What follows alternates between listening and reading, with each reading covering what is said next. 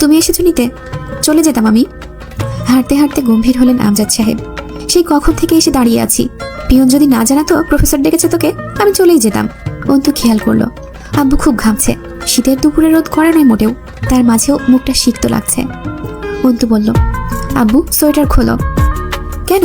দরকার নেই। খুলতে বললাম খোলো। আমি দাঁড়াই, খোলো ওটা তুমি। কাল রাতে বোধহয় প্রেশারের ওষুধ খাওনি, তাই না? কোথায় গিয়েছিলে এখন? কড়া অন্তুর কণ্ঠস্বর। আমজাদ সাহেব সোয়েটার খুললেন। অন্তু তা নিয়ে নিজের কোণে বাঁধিয়ে রেখে বলল, কোথায় গিয়েছিলে বলনি কিন্তু এখনো। আস্তে করে বললেন আমজাদ সাহেব, মুস্তাকিনের সাথে দেখা করে এলাম। অন্তু বলল, তুমি তোমার পেরেশানি থেকে আমায় দূরে রাখতে চেয়ে কি প্রমাণ করতে চাও? এই যে আমি তোমার বাড়ির কয়দিনের অতিথি, তোমার দুঃখ কষ্টের কথা আমায় জানানো উচিত না? কোনো মতে আমার উপর হাসি মুখে ফর্মালিটি দেখিয়ে বিদায় দিলেই মিটে যাবে, এমন কিছু? আমজাদ সাহেব হাসলেন। পাগলি খেপে গেছে। রিকশায় উঠে অন্তু আর কথা বলছিল না, অথচ যতক্ষণ ওনার সাথে অন্তু বাইরে থাকে 2 বছরের শিশু হয়ে যায়। এটা কি আব্বু? ওইটা কি আব্বু? ওখানে কি হয়েছে? এটা কেন হয়েছে? দেখো কি হচ্ছে? এই সেই সব প্রশ্নের ভিড়ে টিকে থাকা মুশকিল হয় আমজাদ সাহেবের। রিকশার হুড তুলে দিলেন। রোদ মুখে লাগছিল। আনমনেই বললেন, পেরেশানি ছাড়া জীবন চলার উপায় নেই, এ তো লেগেই আছে। সেসব যদি পিড়ি পেতে তোর কাছে বলতে বসি, তারপর নিজের ঝামেলায় তোকে জড়িয়ে ফেলি, বাপ হিসেবে যেই ছোট লোকিটা প্রকাশ পাবে আমার মধ্যে, তার দায় তুই নিবি? এসব কথা তোর কানে কেন দেবো আমি? এমনি তো সারাদিন নিজের চেয়ে বেশি সংসারের চিন্তায় লেগে আছিস। বলেছি তোর কাজ শুধু পড়ালেখা করা। সংসারের চিন্তা করার ইচ্ছে থাকলে পরের বাড়ি পাঠিয়ে দিই। সংসারের টানাপোড়ন ঘাড়ে তুলে দেওয়ার হলে বাড়িতে রাখবো কেন তোকে? গম্ভীর স্বরে বলা কথাগুলো উপেক্ষা করে অন্তু বলল, তুমি তোমার লেকচার থামাও আব্বু। এটা তোমার ক্লাসরুম, অথবা আমি তোমার ছাত্রী নই। বলবে না বলবে না, আমিও জানার জন্য মরে যাচ্ছি না। কথা শেষ করে দুজন দুজনের দিকে শক্ত চোখে তাকালো একবার। অন্তুর মতে বিকেল হলো দিনের সুন্দরতম সময়। সিঁড়ির নিচে পাটি বিছিয়ে পড়তে বসেছিল সে। রাবেয়া পাশে বসে চাউল খুঁটছিল। মার্জিয়া ধীর পায়ে এসে একবার কাপড় চোপড় নিয়ে গেল। রাবেয়া বলতে চেয়েও চুপ রইলেন। এই অসময়ে গোসল করো কেন? পাছে আবার খিটখিট করে উঠবে মার্জিয়া। রাবেয়া অন্তুকে পেলে কোনো সময় চুপ থাকে না, বোকা বোকা কথা বলে অন্তুর কাছে। কড়া কথা শোনা অথবা নিজের অতীতের গল্প শোনানো, নয়তো হাসি মজা করে। আজ চুপচাপ আনমনে চাউল খুঁটছে। অন্তু বই রেখে জিজ্ঞেস করলো, কি হয়েছে? চিন্তায় আছো নাকি? কেমন করে যেন একবার তাকিয়ে আবার চোখ নামালেন রাবেয়া। অন্তু ভ্রু কুচকালো। কাহিনী কি? চুপ করে আছো কেন? কি হয়েছে আম্মা? রাবেয়া নিচু স্বরে বললেন, ওই হারামি কাল থেকে বাড়ি আসেনি। কি যে করতেছে, কোথায় গেছে আল্লাহ মাবুদ জানে। আমার আর ভাল লাগে না এসব। বাড়ি আসেনি রাতে? আব্বু জানে? চুপ কর, আস্তে কথা কইতে পারিস না? মেয়ে মানুষ। এদিক ওদিক তাকালেন রাবেয়া আতঙ্কিত চোখে। অন্তু বলল, না পারি না। কোনো পাপ তো করিনি যে তার লুকাতে বিড়বিড় করতে হবে। গত রাতে বাড়ি আসেনি, আবার রাত আসতে যাচ্ছে। তুমি আব্বু বা আমায় জানানোর প্রয়োজন মনে করনি? মার্জিয়ার ঘরে ঢুকে দম আটকে এলো অন্তুর। দরজা জানলা কিছুই খোলেনি। শরীর ভালো যাচ্ছে না মার্জিয়ার। মার্জিয়া খুব সুফি মেয়ে, ঘরবাড়ি সবসময় ঝকঝক করে তার বদলতে। আজ পুরো ঘর একটা পরিত্যক্ত গুদাম ঘরের চেয়ে কম লাগছে না। বাথরুম থেকে আওয়াজ পেল মার্জিয়ার। দৌড়ে গেল। বেসিনের ওপর ঝুঁকে হড়হড় করে বমি করছে মার্জিয়া। অন্তু দ্রুত বাহু চেপে ধরলো মার্জিয়ার। কোনো মতে ধরে এনে বিছানায় শোয়ালো ওকে। পাশে বসে বালিশ ঠিক করে দিয়ে লাইট জ্বালালো ঘরে। চারিদিকে বন জঙ্গলের মতো হয়ে আছে। অন্তু মাসেও একবার এই ঘরে ঢোকে না। চারিদিকের হাল দেখে অবাক হলো। মার্জিয়ার কপালে হাত চেপে বলল, কি হয়েছে আপনার? এত শরীর খারাপ? কিছু বলেননি তো? নিজেকে কি ভাবেন আপনি? আর আমাদেরই বা কি ভাবেন? আমরা কি আপনাকে খেয়ে ফেলার জন্য ওত পেতে বসে আছি? এমন মনে হয়? আপনার সাথে শত্রুতা করে 2-4 পয়সা পেলে তাও না হয় ভেবে দেখতাম আপনার সাথে শত্রুতা বজায় রাখার কথা। মার্জিয়া চুপচাপ চেয়ে রইল। মার্জিয়ার কাছে এমন নমনীয়তা আশা করা যায় না। আস্তে আস্তে তার চোখ ভিজে গলা ভেঙে এলো। বলল, ও গতকাল সকালে বাড়ি থেকে বের হয়েছে, এখন পর্যন্ত কোনো খবর নেই, ফোন বন্ধ।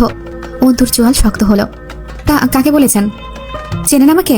আমার বাপ মা আমি এই বাড়িতে আপনার পাশে ঘরেই থাকি, তা জানেন আপনি? এইসব পার্সোনাল কথা আমাদের অচেনাদের কাছে বলবেন না ভাবি। ক্ষতি করে বসলে তো আর উঠে আসবে না। গোপন কথা গোপন রাখুন।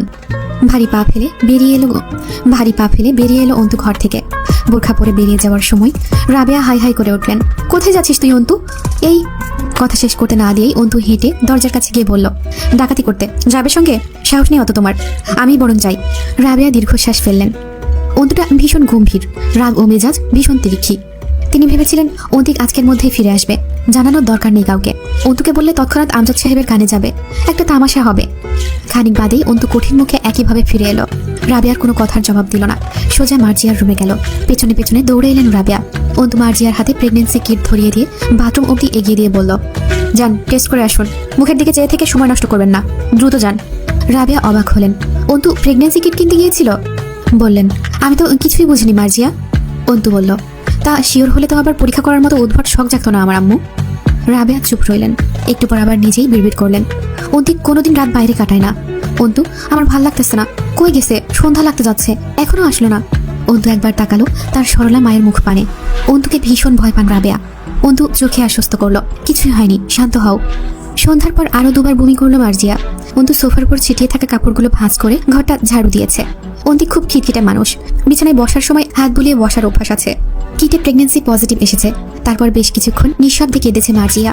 রাবেয়া প্লেটে করে ভাত আনলেন। মার্জিয়া খেতে অস্বীকার করলো, রুচি নেই তার। অন্তু জিজ্ঞেস করেছিল, নিজে টের পাননি শরীরের এই অবনতি দেখেও? মার্জিয়া সেসব এড়িয়ে কাতর স্বরে বলল, তোমার ভাই আসছে না কেন অন্তু? আমার ভালো লাগছে না, এমনিতেই শরীরটার এই অবস্থা, তার উপর এত টেনশন। অন্তু মার্জিয়ার কাতর মুখ থেকে নজর ফেরায়, গম্ভীর স্বরে বলে, টেনশন করবেন না, আব্বু মসজিদ থেকে আসলে বলছি কিছু একটা করা যাবে। আপনি চুপচাপ শুয়ে থাকুন, পারলে কিছু খেয়ে নিন। এই সময় নিজের সাথে সাথে আরেকটা প্রাণের যত্ন রাখতে হবে আপনাকে। রাবেয়া খুব জোর কয়েক লোকমা খাবার তুলে দিতে পারলেন মার্জিয়ার গালে। কেঁদে কেঁদে মুখ চোখ বসিয়ে ফেলেছে। দিন শেষে মেয়েটা অন্তিককে ভীষণ ভালোবাসে, এ চিরন্তন সত্য। অন্তু চলে এলো বাইরে। তার মাথায় বহু নেতিবাচক ভাবনা আসছিল। সেই দিন একটা গুন্ডা ধরনের নোংরা লোকের সাথে কোথাও যাচ্ছিল অন্তিক। অন্তুর মাথা ভার হয়ে এলো। কি অধপতন অন্তিকের! আমজাদ সাহেবকে তার ছেলের ব্যাপারে এমন কথা বলা যায়? দিন দিন পারিবারিক অবস্থা এত সংকটাপন্ন হয়ে উঠছে কেন? আমজাদ সাহেব জামাত শেষ করে ফিরলেন। দুইবার আব্বু বলে ডেকেও কিছু বলতে পারেনি অন্তু। আমজাদ সাহেব গম্ভীর হলেন, কথা কেন এমন গলায় আটকাবে? স্পষ্ট কথা বলতে শেখাইনি আমি? চোর বা অপরাধীরা কথা সাজাতে গিয়ে হুমড়ি খায়, তুই কি সেরকম কিছু বলতে চাচ্ছিস? অন্তু দীর্ঘশ্বাস ফেলে বলল, তোমার ছেলে কাল সকালে বেরিয়েছে, এখন অব্দি বাড়ি ফেরেনি। মানে প্রায় 1.5 দিন হলো তার পাত্তা নেই বাড়িতে। আব্বু, তুমি চিন্তিত হও না, সে বাচ্চা নয়, চলে আসবে। তবুও তোমাকে জানানোর প্রয়োজন বলে মনে করলাম। শেষের দিকে অন্তু সামাল দেওয়ার ব্যর্থ চেষ্টা করলো। আমজাদ সাহেব তসবি রেখে উঠে গিয়ে পুকুরের পাশে জানালাটা আটকে দিয়ে বললেন, বাচ্চা বোঝাচ্ছিস? আসলে কি আমি এত দুর্বল আর অপদার্থ হয়ে উঠেছি যে ছোট ছোট বিষয়গুলো নিতে পারছি না আজকাল? তেমনটা নয়, কিন্তু একের পর এক যা হচ্ছে, এটাকেই তবে জীবন বলে অন্তু। যখন দেখবি জীবন সমতল রাস্তায় বেশ আরামে ঘুরিয়ে ঘুরিয়ে হেলে দুলে চলছে, তখন বুঝবি তুই স্বপ্নে আছিস। অল্পক্ষণের মাঝে ঘুম থেকে জেগে উঠবি, কারণ বাস্তবতা হলো পাহাড় কেটে বানানো সরু রাস্তা, যার পদে পদে বাঁকা উঁচু নিচু খাদ, আর যে কোনো সময় জীবন নামক গাড়িটা উল্টে পড়ার সম্ভাবনা দিয়ে ভর্তি। এইসবে যেদিন ভয় পাবো, তার আগে আমি মাটির তলায় শায়িত হয়ে যাব। অন্তু চোখ জোড়া বন্ধ করে ফেললো, বিড়বিড় করে বলল, প্লিজ আব্বু, চুপ করো প্লিজ, কিছু হয়নি, হবেও না। আমজাদ সাহেব বের হবার মুহূর্তে অন্তু কোত্থেকে এসে দৌড়ে হাত চেপে ধরলো হুড়মুড়িয়ে। আমজাদ সাহেব গোমরা মুখে বললেন, পাগলামি না করে ঘরে গিয়ে বসতো। সেই দিন পরীক্ষা দিয়ে এসে 2 দিন বেশ ফাঁকিবাজি করেছিস, আমি এখনই ফিরে আসবো। অন্তু বলে উঠল, আমিও। অন্তুকে কথা শেষ করতে না দিয়েই আমজাদ সাহেব বললেন, আমিও কি? অন্তু বলল, এখনই ফিরে আসবো, একটু ঘুরে আসি চলো। ধমক দিলেন আমজাদ সাহেব, বড় হোসনি, আর কবে বড় হবি? আমি কি শখে যাচ্ছি যে পিছু নিতে হবে? আব্বু, তুমিই বলতে সন্তান বাপ মায়ের কাছে কোনো কালেই বড় হয় না। সেই আমি যত বড়ই হই, আমার বয়স যতটুকুই বাড়ছে তোমারও বাড়ছে, সুতরাং তোমার তুলনায় আমি যা তাই রয়ে গেছি। কিন্তু ঠিক বলেছি না? অন্তু চাইল রসিকতার মাধ্যমে আব্বুর টেনশন কম করতে। আমজাদ সাহেব হার মানলেন। মৃদু ধমক দিয়ে বললেন, চাদরটা নিয়ে আয় যা, ঠান্ডা লাগে না গায়ে? অন্তিকের দোকান বন্ধ পাওয়া গেল। পাশের দোকানদার জানালো কাল থেকেই দোকান খোলেনি। এরপর বেশ কিছুক্ষণ নীরব হয়ে দাঁড়িয়েছিল দুজন রাস্তার পাশে। অন্তু ঠিক বুঝতে পারছিল না আব্বুর অভিব্যক্তি। গম্ভীর মানুষদের এই এক সমস্যা, তাদের উত্তেজনা বা শান্তভাব সবই একরকম, চুপচাপ। সে বুঝতে পারছিল না কি করে পরিস্থিতি সামলে নেওয়া যায়। অন্তিক গতকাল বাড়ি থেকে দোকানের উদ্দেশ্যে বেরিয়েছিল, দোকানেই আসেনি। তাহলে কোথায় গিয়েছে? এখন কোথায় খুঁজবে ওকে? কোথায় যেতে পারে? অবচেতন মস্তিষ্কে থেকে থেকেই নেতিবাচক চিন্তাভাবনা উঁকি মারছে। অন্তু ধমকেই তাদের ভেতরে পাঠালো। আমজাদ সাহেব আচমকাই শক্ত করে চেপে ধরলেন অন্তুর বাম হাতখানা। অন্তুর মনে হলো সে এবার এই গোটা মহাবিশ্ব ব্রহ্মাণ্ড জয় করে ফেলতে পারবে নিমেষেই। তাতে তার গায়ে একটুও আঁচড় লাগার সম্ভাবনা নেই আর। চোখ বুঝে দূরে শ্বাস ফেলে বলল, আব্বু, তোমার ছেলের 2টো কলেজ লাইফের বন্ধুকে চিনি আমি, তুমিও তো চেনো। আব্বুর হাত ধরে রাস্তা পার হলো অন্তু। চাদরের এক প্রান্ত কাঁধ থেকে পড়ে গেছে। আমজাদ সাহেব অন্তুর হাত ছাড়লেন না, বরং বাম হাত দ্বারা চাদর কাঁধে তুলে দিয়ে একটা ধমক দিলেন, সর্দি লাগলে 1 পয়সার ওষুধ কিনে দেবো না, মনে রাখিস। ভালোভাবে চাদর গায়ে জড়িয়ে নে তো, ঠান্ডা কিন্তু কম নয় বাইরে। বন্ধুরাও এখন সংসারী হয়ে গেছে। পুরনো শিক্ষককে দেখে ব্যস্ত হয়ে পড়ল। আমজাদ সাহেব সকলের অনুরোধ নাকচ করে কেবল অন্তিকের খোঁজ করে বিদায় নিলেন। সম্ভাব্য সকল জায়গায় খোঁজ করেও বিশেষ ফায়দা হলো না। এখনো অন্তিকের নাম্বার 2টোই বন্ধ। দুজন রাস্তার পাশে উঁচু ফুটপাতের ধারে বসলো। অন্তুর বুক কাঁপছে। চুপচাপ বসে থাকা আব্বুর মনে কি বয়ে যাচ্ছে তা আন্দাজ করতে চাইল। খুব করে মনে হলো, যদি সে ম্যাজিক জানতো, এখনই অন্তিককে এনে দাঁড় করাতো সামনে। এরপর এক লহমায় ভেঙে দিত বাপ ছেলের মাঝের কঠোর দেয়ালখানা। বুকের ভার সহ্য হচ্ছিল না ওর, অসহায় লাগছিল খুব। সে কেন পারে না আব্বুর পেরেশানির সহজ সমাধান হতে? সমস্যাগুলো তার নাগালের মাঝে হয় না কেন? বেশ কিছুক্ষণ দুজন চুপচাপ পাশাপাশি বসে রইল। রাস্তার ওপাশে ফুটপাতে ভাপা পিঠা বিক্রি হচ্ছে। আমজাদ সাহেব জিজ্ঞেস করলেন, পিঠা খাবি? অন্তু তাকালো আব্বুর দিকে, অল্প হাসলো। মানুষটা বারবার নিজেকে পাথর প্রমাণ করার চেষ্টা করে, যেন এই জগতের কোনো ব্যর্থতা বা উদ্বেগ তাকে কাবু করতে পারে না। দিন শেষে পরিবারের কর্তব্য পালন করতে গিয়ে এত এত জটিলতা এবং দিনা পাওনা ঘাড়ে করে বসে আছে, তবুও যেন মনে হয় না তার কর্তব্য সে ঠিকঠাক পালন করছে। অন্তু মাথা নেড়ে বলল, না আব্বু, খাবো না। অন্তু হঠাৎ বলে উঠল, থানায় একটা জিডি করলে হয় না? আমজাদ সাহেব বললেন, আমিও ভাবছি। থানায় একটা সাধারণ বিবরণের ডায়েরি করে দুজন বেরিয়ে এসে থানার বাইরে দাঁড়ালো। আমজাদ সাহেব ফোন করলেন কাউকে। অন্তু ইশারায় জিজ্ঞেস করলে বললেন, মুস্তাকিমকে জানিয়ে রাখি। অন্তু আর কিছু বলল না। তার মনে হলো খুব শীঘ্রই সবকিছু ঠিক হয়ে যাবে, চিন্তা করার কারণ নেই। সে শুধুই এত বেশি ভাবছে। টিকিট কাউন্টারে টুকটাক ভিড়, রাজধানী শহর বলে কথা। হাত ঘড়িতে সময় দেখলো জয়, 11:53 বাজে। সে ফ্ল্যাট থেকে বের হয়েছে 11:30টার দিকে। এরপর বিয়ার কিনতে গিয়ে দেরি হয়েছে। দৌড়ে বাসে উঠল। এত রাতেও সবগুলো সিট বুক। তার জন্য একটা সিট রয়েছে একটা মেয়ের পাশে। মেয়েটা জানালার ধারে বসে আছে। জয় গিয়ে দাঁড়িয়ে কাঁধ থেকে ব্যাগটা খুলতেই মেয়েটা উঠে দাঁড়িয়ে খ্যাক খ্যাক করে উঠল, একদম এখানে বসবেন না, আমি আপনার পাশে বসে যেতে পারবো না। এখানে বসবেন না আপনি, আমি বসতে দেবো না। বাস ছাড়বে এক্ষুনি। জয় রাগ সামলে বলল, আর কোনো সিট ফাঁকা নাই, দুজনে বসার জন্য যথেষ্ট জায়গা আছে 2 সিটে, আপনি বসেন, অসুবিধা হবে না। মেয়েটা কর্কশ সুরে জোরে করে চেঁচিয়ে উঠল, বললাম না আমি আপনার পাশে বসে যাব না, যেতে পারবো না কোনো ছেলে মানুষের পাশে আমি, অন্তত রাতের জার্নি। চুপ কর শালি। জয় চট করে নিয়ন্ত্রণ হারালো। গলার ভেতর এক খাবলা টিস্যু গুঁজে দেবো, আর 1 ফোঁটা আওয়াজ গলা দিয়ে বের হলে চুপ থাক। সকলেই উঠে দাঁড়ালো। হেল্পাররা এগিয়ে এলো। জয় দাঁত খিচে বলল, এই চিংড়ি, নাম, তুই নাম, নেমে যা বাস থেকে। মেয়েটা কেঁপে উঠল। জয় আঙুল নাচিয়ে ইশারা করলো, বের হ সিট থেকে, বের হ এখনই, নাম যা। তুই আমার পাশে তো দূর, তোরে আমি এই বাসেই যাইতে দেবো না। মেয়েটা কিছু বলতে নিয়ে জয় ঠোঁটে আঙুল চাপলো। চুপচাপ নেমে দাঁড়া, নয়তো 1 লাথি মেরে নামিয়ে দেবো, পড়ে যাবে কিন্তু, মাঝে নকশা পাল্টে দেবো। হেল্পার কিছু বলতে আসলে জয় থামালো, তুই চুপ থাক, ওইদিকে সরে দাঁড়া, ওকালিতে করতে আসলে তোরও অবস্থা খারাপ হবে। মেয়েটার দিকে ফিরে বলল, ভদ্রতা মারা আমার সাথে, ভদ্রতা শিখাস আমারে? ছেলের পাশে বসে যেতে পারবে না। যে মেয়ে ছেলের পাশে বসে যেতে পারবে না সে রাত 12টার সময় একা একা যাতায়াত করে? পাগলে থাপড়ায় আমারে? ভাতের বদলে কি খড় খাই? ভদ্রতাকে কোনো মতে সম্মান দিতে ইচ্ছে করলেও ভদ্র সাজার বিষয়টা আমার একদমই হজম হয় না।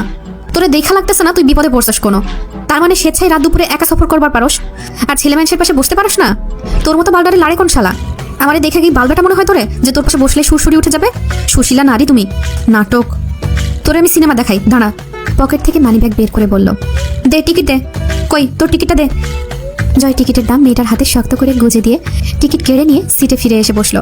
হেল্পার তখনও দাঁড়িয়ে। জয় সিটে গা এলিয়ে দিয়ে চোখ বুজে বলল, আপনার আবার কি সমস্যা? মাথা কাজ না করলে বাসের দরজার সাথে জোরে করে মাথা ঠুকা দেন, ক্লিয়ার হয়ে যাবে। 2 সিটই এখন আমার, এবার গাড়ি ছাড়েন, এমনি পৌঁছাতে সকাল হবে। হেল্পার ভয়ে বলতে পারলো না গাড়িতে অ্যালকোহল অ্যালাউড না। বাসের লাইট অফ হলে জয় শব্দ করে বিয়ারের ক্যান খুলে তাতে 2টো চুমুক দিয়ে গলা ছেড়ে গান ধরলো। ফজরের আজানের সময় বাস দিনাজপুরে প্রবেশ করলো। অন্ধকার ভালো করে কাটেনি, তার উপর ঘন কুয়াশার আচ্ছাদনে এক দূরের পরিবেশ স্পষ্ট দৃষ্টিগোচর হওয়ার জো নেই। জয়ের শরীরে শীত নেই, কনকনে শীতেও দরকার পড়লে ডাবল ব্ল্যাঙ্কেট গায়ে দিয়ে ফ্যান চালিয়ে ঘুমায়। ফ্যানের শব্দ কানে না এলে ঘুম ভালো হয় না। পুরো ক্যানে কোনো মতো নেশা হয়, এখনো বেশ খানিকটা তরল বাকি ক্যানে। মাথা ঝিমঝিম টের করছে, নেশা পুরো না হলেও কঠিন হ্যাংওভার চড়েছে।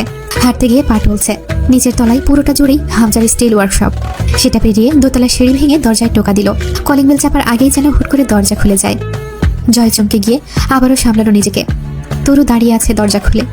ভেতরে ঢুকে কাঁধের ব্যাগ নামিয়ে জিজ্ঞেস করলো, ঘুমাসনি তুই? জবাব দিল না তরু। জয় জানে সারা রাত এইভাবেই বসার ঘরের দরজার কাছে বসেছিল তরু। জয় জেলার বাইরে গেলে যেদিন ফেরার কথা থাকে দরজার কাছে থাকে। জয় আসলে যাতে দরজা খুলে দিতে দেরি না হয়। জয় বলল, খাবার কি আছে রে? ক্ষুধা লাগছে, ভাত দে। আর তার আগে একটা গরম কালো কফি দে তো, গলা শুকায় আসতেছে, আবার খিদেও লাগতেছে। তরু ঠোঁট উল্টালো, ছোট মাছ রান্না আছে। জয় দাঁত খিচে আবার চুপ করলো। জুতরা খুলে পা ঝেড়ে উড়িয়ে দিয়ে বলল, বাঙালি জাতিটা যেমন বালের জাত, খাওয়া দাওয়া বালমার্কা, ওই জিনিস খাই আমি? তাহলে ডিম ভেজে দিই, নর্মাল ফ্রিজে অল্প একটু মাংস রান্না করা আছে, গরম করে দেবো ওটা। সকালে ভালো খাবার দেবো, এখন এটুকু দিয়ে চালান। কমন বাথরুমে ঢুকলো জয়। পা ফসকে যেতে চাইলো একবার। তরু খেকিয়ে উঠলো, এসব কিছু না গেলে কি খুব অসুবিধা হয়? ধরবো আমি? না তো, মাতাল হই নাই আমি, একদম ফিট আছি। তুই তাড়াতাড়ি কফি বানা, তার আগে আমার গামছা দিয়ে যা। এটা গোসল করার সময় হলো? আজে বাজে জিনিস গিলবেন আর বেখাপ্পার সময় গোসল করে সর্দি বাঁধাবেন। জয় মাতলানোর মতো নাটকীয় ভঙ্গিতে কান দুলিয়ে হাসলো। সভ্য হয়ে নিয়ম মেনে কোন শালা বড়লোক হয়েছে? আমি এত অসভ্য হয়েও কত বড়লোক। কফি পড়ে রইল ওভাবেই। জয় গোসল করে বেরিয়ে সোজা খাবার টেবিলে বসলো। এই পৌষের শীতে ভোর 5টার দিকে গোসল করে কেউ এতটা নির্লিপ্ত থাকতে পারে? নাক কুচকালো তরু। খাবার দিয়ে চলে যাবার সময় জয় ডাকলো, চেয়ারে বস। আপনি খান, আমি ঘুমাবো। জয় শুনল না, বলল, তুই তো রাতে খাসনি। তরু থতমত খায়। খাইনি মানে? বাংলা কথা বুঝিস না? আমি আসলে খাবি তাই খাসনি? পুরোপুরি নিশ্চিত জয়। তরু লজ্জা পেল। আপনি খান। জয় মৃদু ধমক দিল, তুই না বললেও আমি খাবো। বসে পড়, প্লেটে খাবার নে। একা একা খাইতে ভালো লাগতেছে না আমার। খেতে খেতে একবার তরুর দিকে তাকালো জয়। নির্দ্বিধায় সুন্দরী, মায়াবতী উপাধি পাওয়ার যোগ্য তরু। আজ এই নির্ঘুম রাতের শেষে জয়ের ক্লান্ত আধমাতাল চোখে আরো সুন্দর লাগছে তাকে। তার যত্নের কেউ নেই কোথাও তরু ছাড়া। হুট করেই চোখ ধরে এলো জয়ের। সে চোখ নামালে তরু তাকালো। ভেজা চুল, পরনে সাদা লুঙ্গি, ঘাড়ে গামছা, মাথা নিচু করে খাচ্ছে আর পা দোলাচ্ছে। তরুর দেখার মাঝেই জয় হুট করে বলল, এভাবে তাকিয়ে থাকিস না, তোর নজরের প্রেমে টেমে পড়ে গেলে যাত যাবে শেষে। তরু হেসে ফেলল, মাথা নুইয়ে নিল। জয় দেখল স্নিগ্ধ হাসি তরুর। মেয়েটা চঞ্চল, তবে তার সামনে আসলে খুব গুছিয়ে নেয় নিজেকে। একজন কর্তব্যপরায়ণ নারী হয়ে ওঠে। শেষ রাতে তাদের এই নৈশভোজের অভ্যাস খুব পুরনো। তরু হাসি সামলে বলল, প্রেমে পড়ার হলে কবেই পড়তেন। একটু থেমে আবার বলল, আপনার আসলেই ভালোবাসা আসেনি কোনোদিন আমার প্রতি। জয় বাচ্চাদের মতো মাথা নাড়ল। ভালোবাসা জিনিসটা আমার সিস্টেমের বাইরে, ওইসব আমি বুঝি না। তোর উপর কোনোদিন ভালোবাসা আসেনি, তবে মায়া আছে একটা। তরু ভ্রু কুচকালো, অবাক হলো। মায়া? তা কেন? সে আশা করেনি জয়ের মুখ থেকে এমন কথা শোনার। সেবা যত্ন করছিস তার ভাড়া? রসিক হাসি হাসে জয়। তরু স্মিত হাসে, চোখ ফেরায় না। খানিক পরে জয় আনমনেই বলে, কারণ আমারে কেউ কোনোদিন নিঃস্বার্থ ভালোবাসে নাই, ভালোই বাসে নাই। আমার মনে হয় তুই একমাত্র একটা পাগল, যে আমাকে বিনা স্বার্থে কোনো উদ্দেশ্য ছাড়া মনোযোগ ও ভালোবাসা দিয়েছিস। চালাক হ তরু, প্রতিরোধ গড়ে তোল আমার বিরুদ্ধে। বিদ্রোহ কর, বিদ্রোহ। জয়দের ভালোবাসতে নেই। তরু চমকে উঠল। খালা খালু আপনাকে? কথা শেষ করতে না দিয়েই জয় হেসে ফেলল কেমন করে যেন। অর্ধেকটা খাবার ভর্তি প্লেটের মাঝে পানি ঢেলে হাত ধুয়ে ফেলল। চেয়ারে হেলান দিয়ে বসে বলল, আমি বিশাল বড়লোকের চ্যাংড়া। কথাটা বলেই চোখ মারল জয়। বাপের সমস্ত সম্পত্তির একমাত্র উত্তরাধিকারী আমি। এমনিতেও আমি বেশি দিন দুনিয়ায় থাকবো না, তাতে আমার পর সবকিছু অটোমেটিক্যালি আমার পালনকারীদের হয়ে যাবে। যেটাকে তুই তাদের ভালোবাসা বলতে চাইছিস, সেই তথাকথিত যত্ন আমি রাস্তার কারো কাছেও পেতাম। আমার নামে আমার ধোকাবাজ বাপমা মোটা টাকার গুদাম রেখে গেছে। তরু অবাক হয়ে বলল, কিন্তু হামজা ভাই? জয়ের হাসিটা এবার রহস্যজনক দেখতে লাগলো। ঘাড়ে হাতে তালু ঘষে বলল, ভালোবাসা আর প্রশ্রয়ের মাঝে পার্থক্য বুঝিস তুই? না, বুঝিস না নিশ্চয়ই। আমিও বুঝতাম না।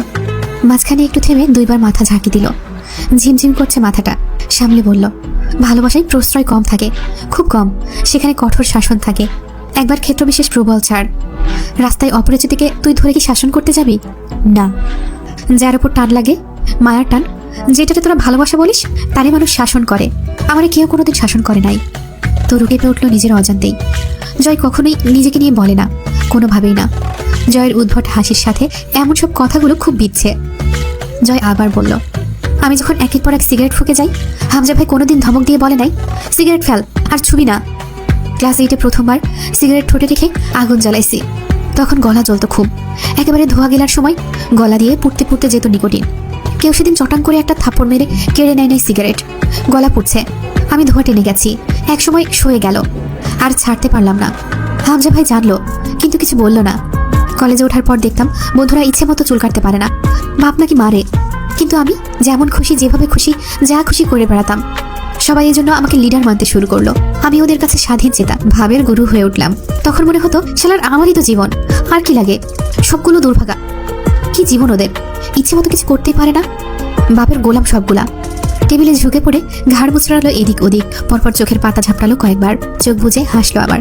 পরে বুঝলাম ওদের মতো দুর্ভাগা আমি হতে চাইলেও হয়তো পারতাম না। ওরা দুর্ভাগা কারণ ওদের বাপ মা আছে। চুল কেটে বাড়ি গেলে বাপ মায়ে মারে, গালি দেয়। সিগারেট আনলে বাপ জানলে খবর খারাপ হবে।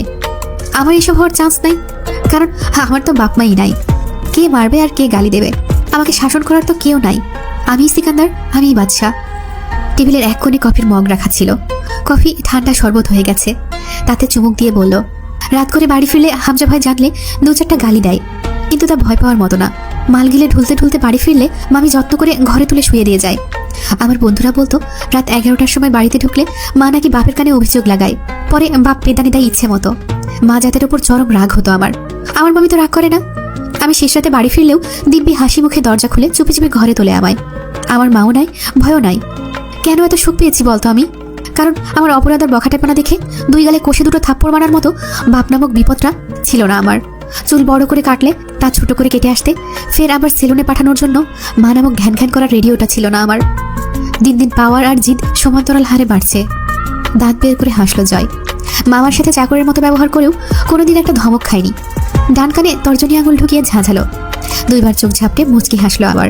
প্রতি মাসে ব্যাংক থেকে আমি যেই পরিমাণ টাকা উঠাই তার 1 ভাগও লাগেনি আমার কোনোদিন, এত আয়েশ করে চলার পরেও। বাকিটাই বাড়ি খেয়েছে। আমায় কোনোদিন শাসন করা হয় নাই, আমারে ভালোবাসা হয় নাই। একটু থেমে বলল, অর্থাৎ একজন মানুষের জন্য তার আশেপাশের মানুষের ভালোবাসার প্রকার ভিন্ন। হামজা ভাই আমার প্রশ্রয়দাতা, কিন্তু ওই যে আর 5 জনের মতো ধমক টমক টাইপের ভালোবাসা পাইনি আমি। তরুণ মনে হলো জয়কে দেখে যতই মনে হোক সে মাতাল হয়নি, সে বেশ ভালো রকমের ভিনটেজ কন্ডিশনে আছে। নয়তো তার উপর বোমা মেরেও একটা দুঃখের বা ব্যক্তিগত আলাপ বের করার উপায় নেই। সে বিড়বিড় করে বলল, সব বুঝেও কেন খারাপ হলেন আপনি? জয় উঠে দাঁড়ালো, পরে আবার চেয়ারে কোনোই রেখে ঝুঁকে দাঁড়িয়ে বলল, খারাপ হয় না তরু, খারাপ জন্মায়। তরু প্রতিবাদ করলো, উল্টো বললেন, খারাপ হয়ে কেউ জন্মায় না, পরে জীবনধারায় তারা খারাপ হয়। মাতালের মতো মাথা দুলায় জয়। ও ভুল বলেছি, হবে হয়তো তাই, কিন্তু আমার খারাপ হওয়ার পেছনে কোনো কারণ নেই। আমি খারাপ তাই আমি খারাপ, কারণ আমি খারাপ। মাথা ঝুঁকিয়ে খানিক চুপ থেকে আবার অন্য স্বরে বলল, যখন আমি খারাপ হয়েছি তখন বুঝি নাই, কেউ আমায় ভালো হতেই বলে নাই বা খারাপ হওয়া থেকে আটকায়নি। তা বুঝলাম তো এই সেই দিন। মানুষ 18 বছরে ম্যাচিউরড হয়, আমি 25-এর কোঠা পেরিয়েও ঠিক মতো বুঝিনি। যা বুঝি তা বোঝা ঠিক হয়নি। হুটহাট জিজ্ঞেস করলো তরু, আপনি বিয়ে করবেন না?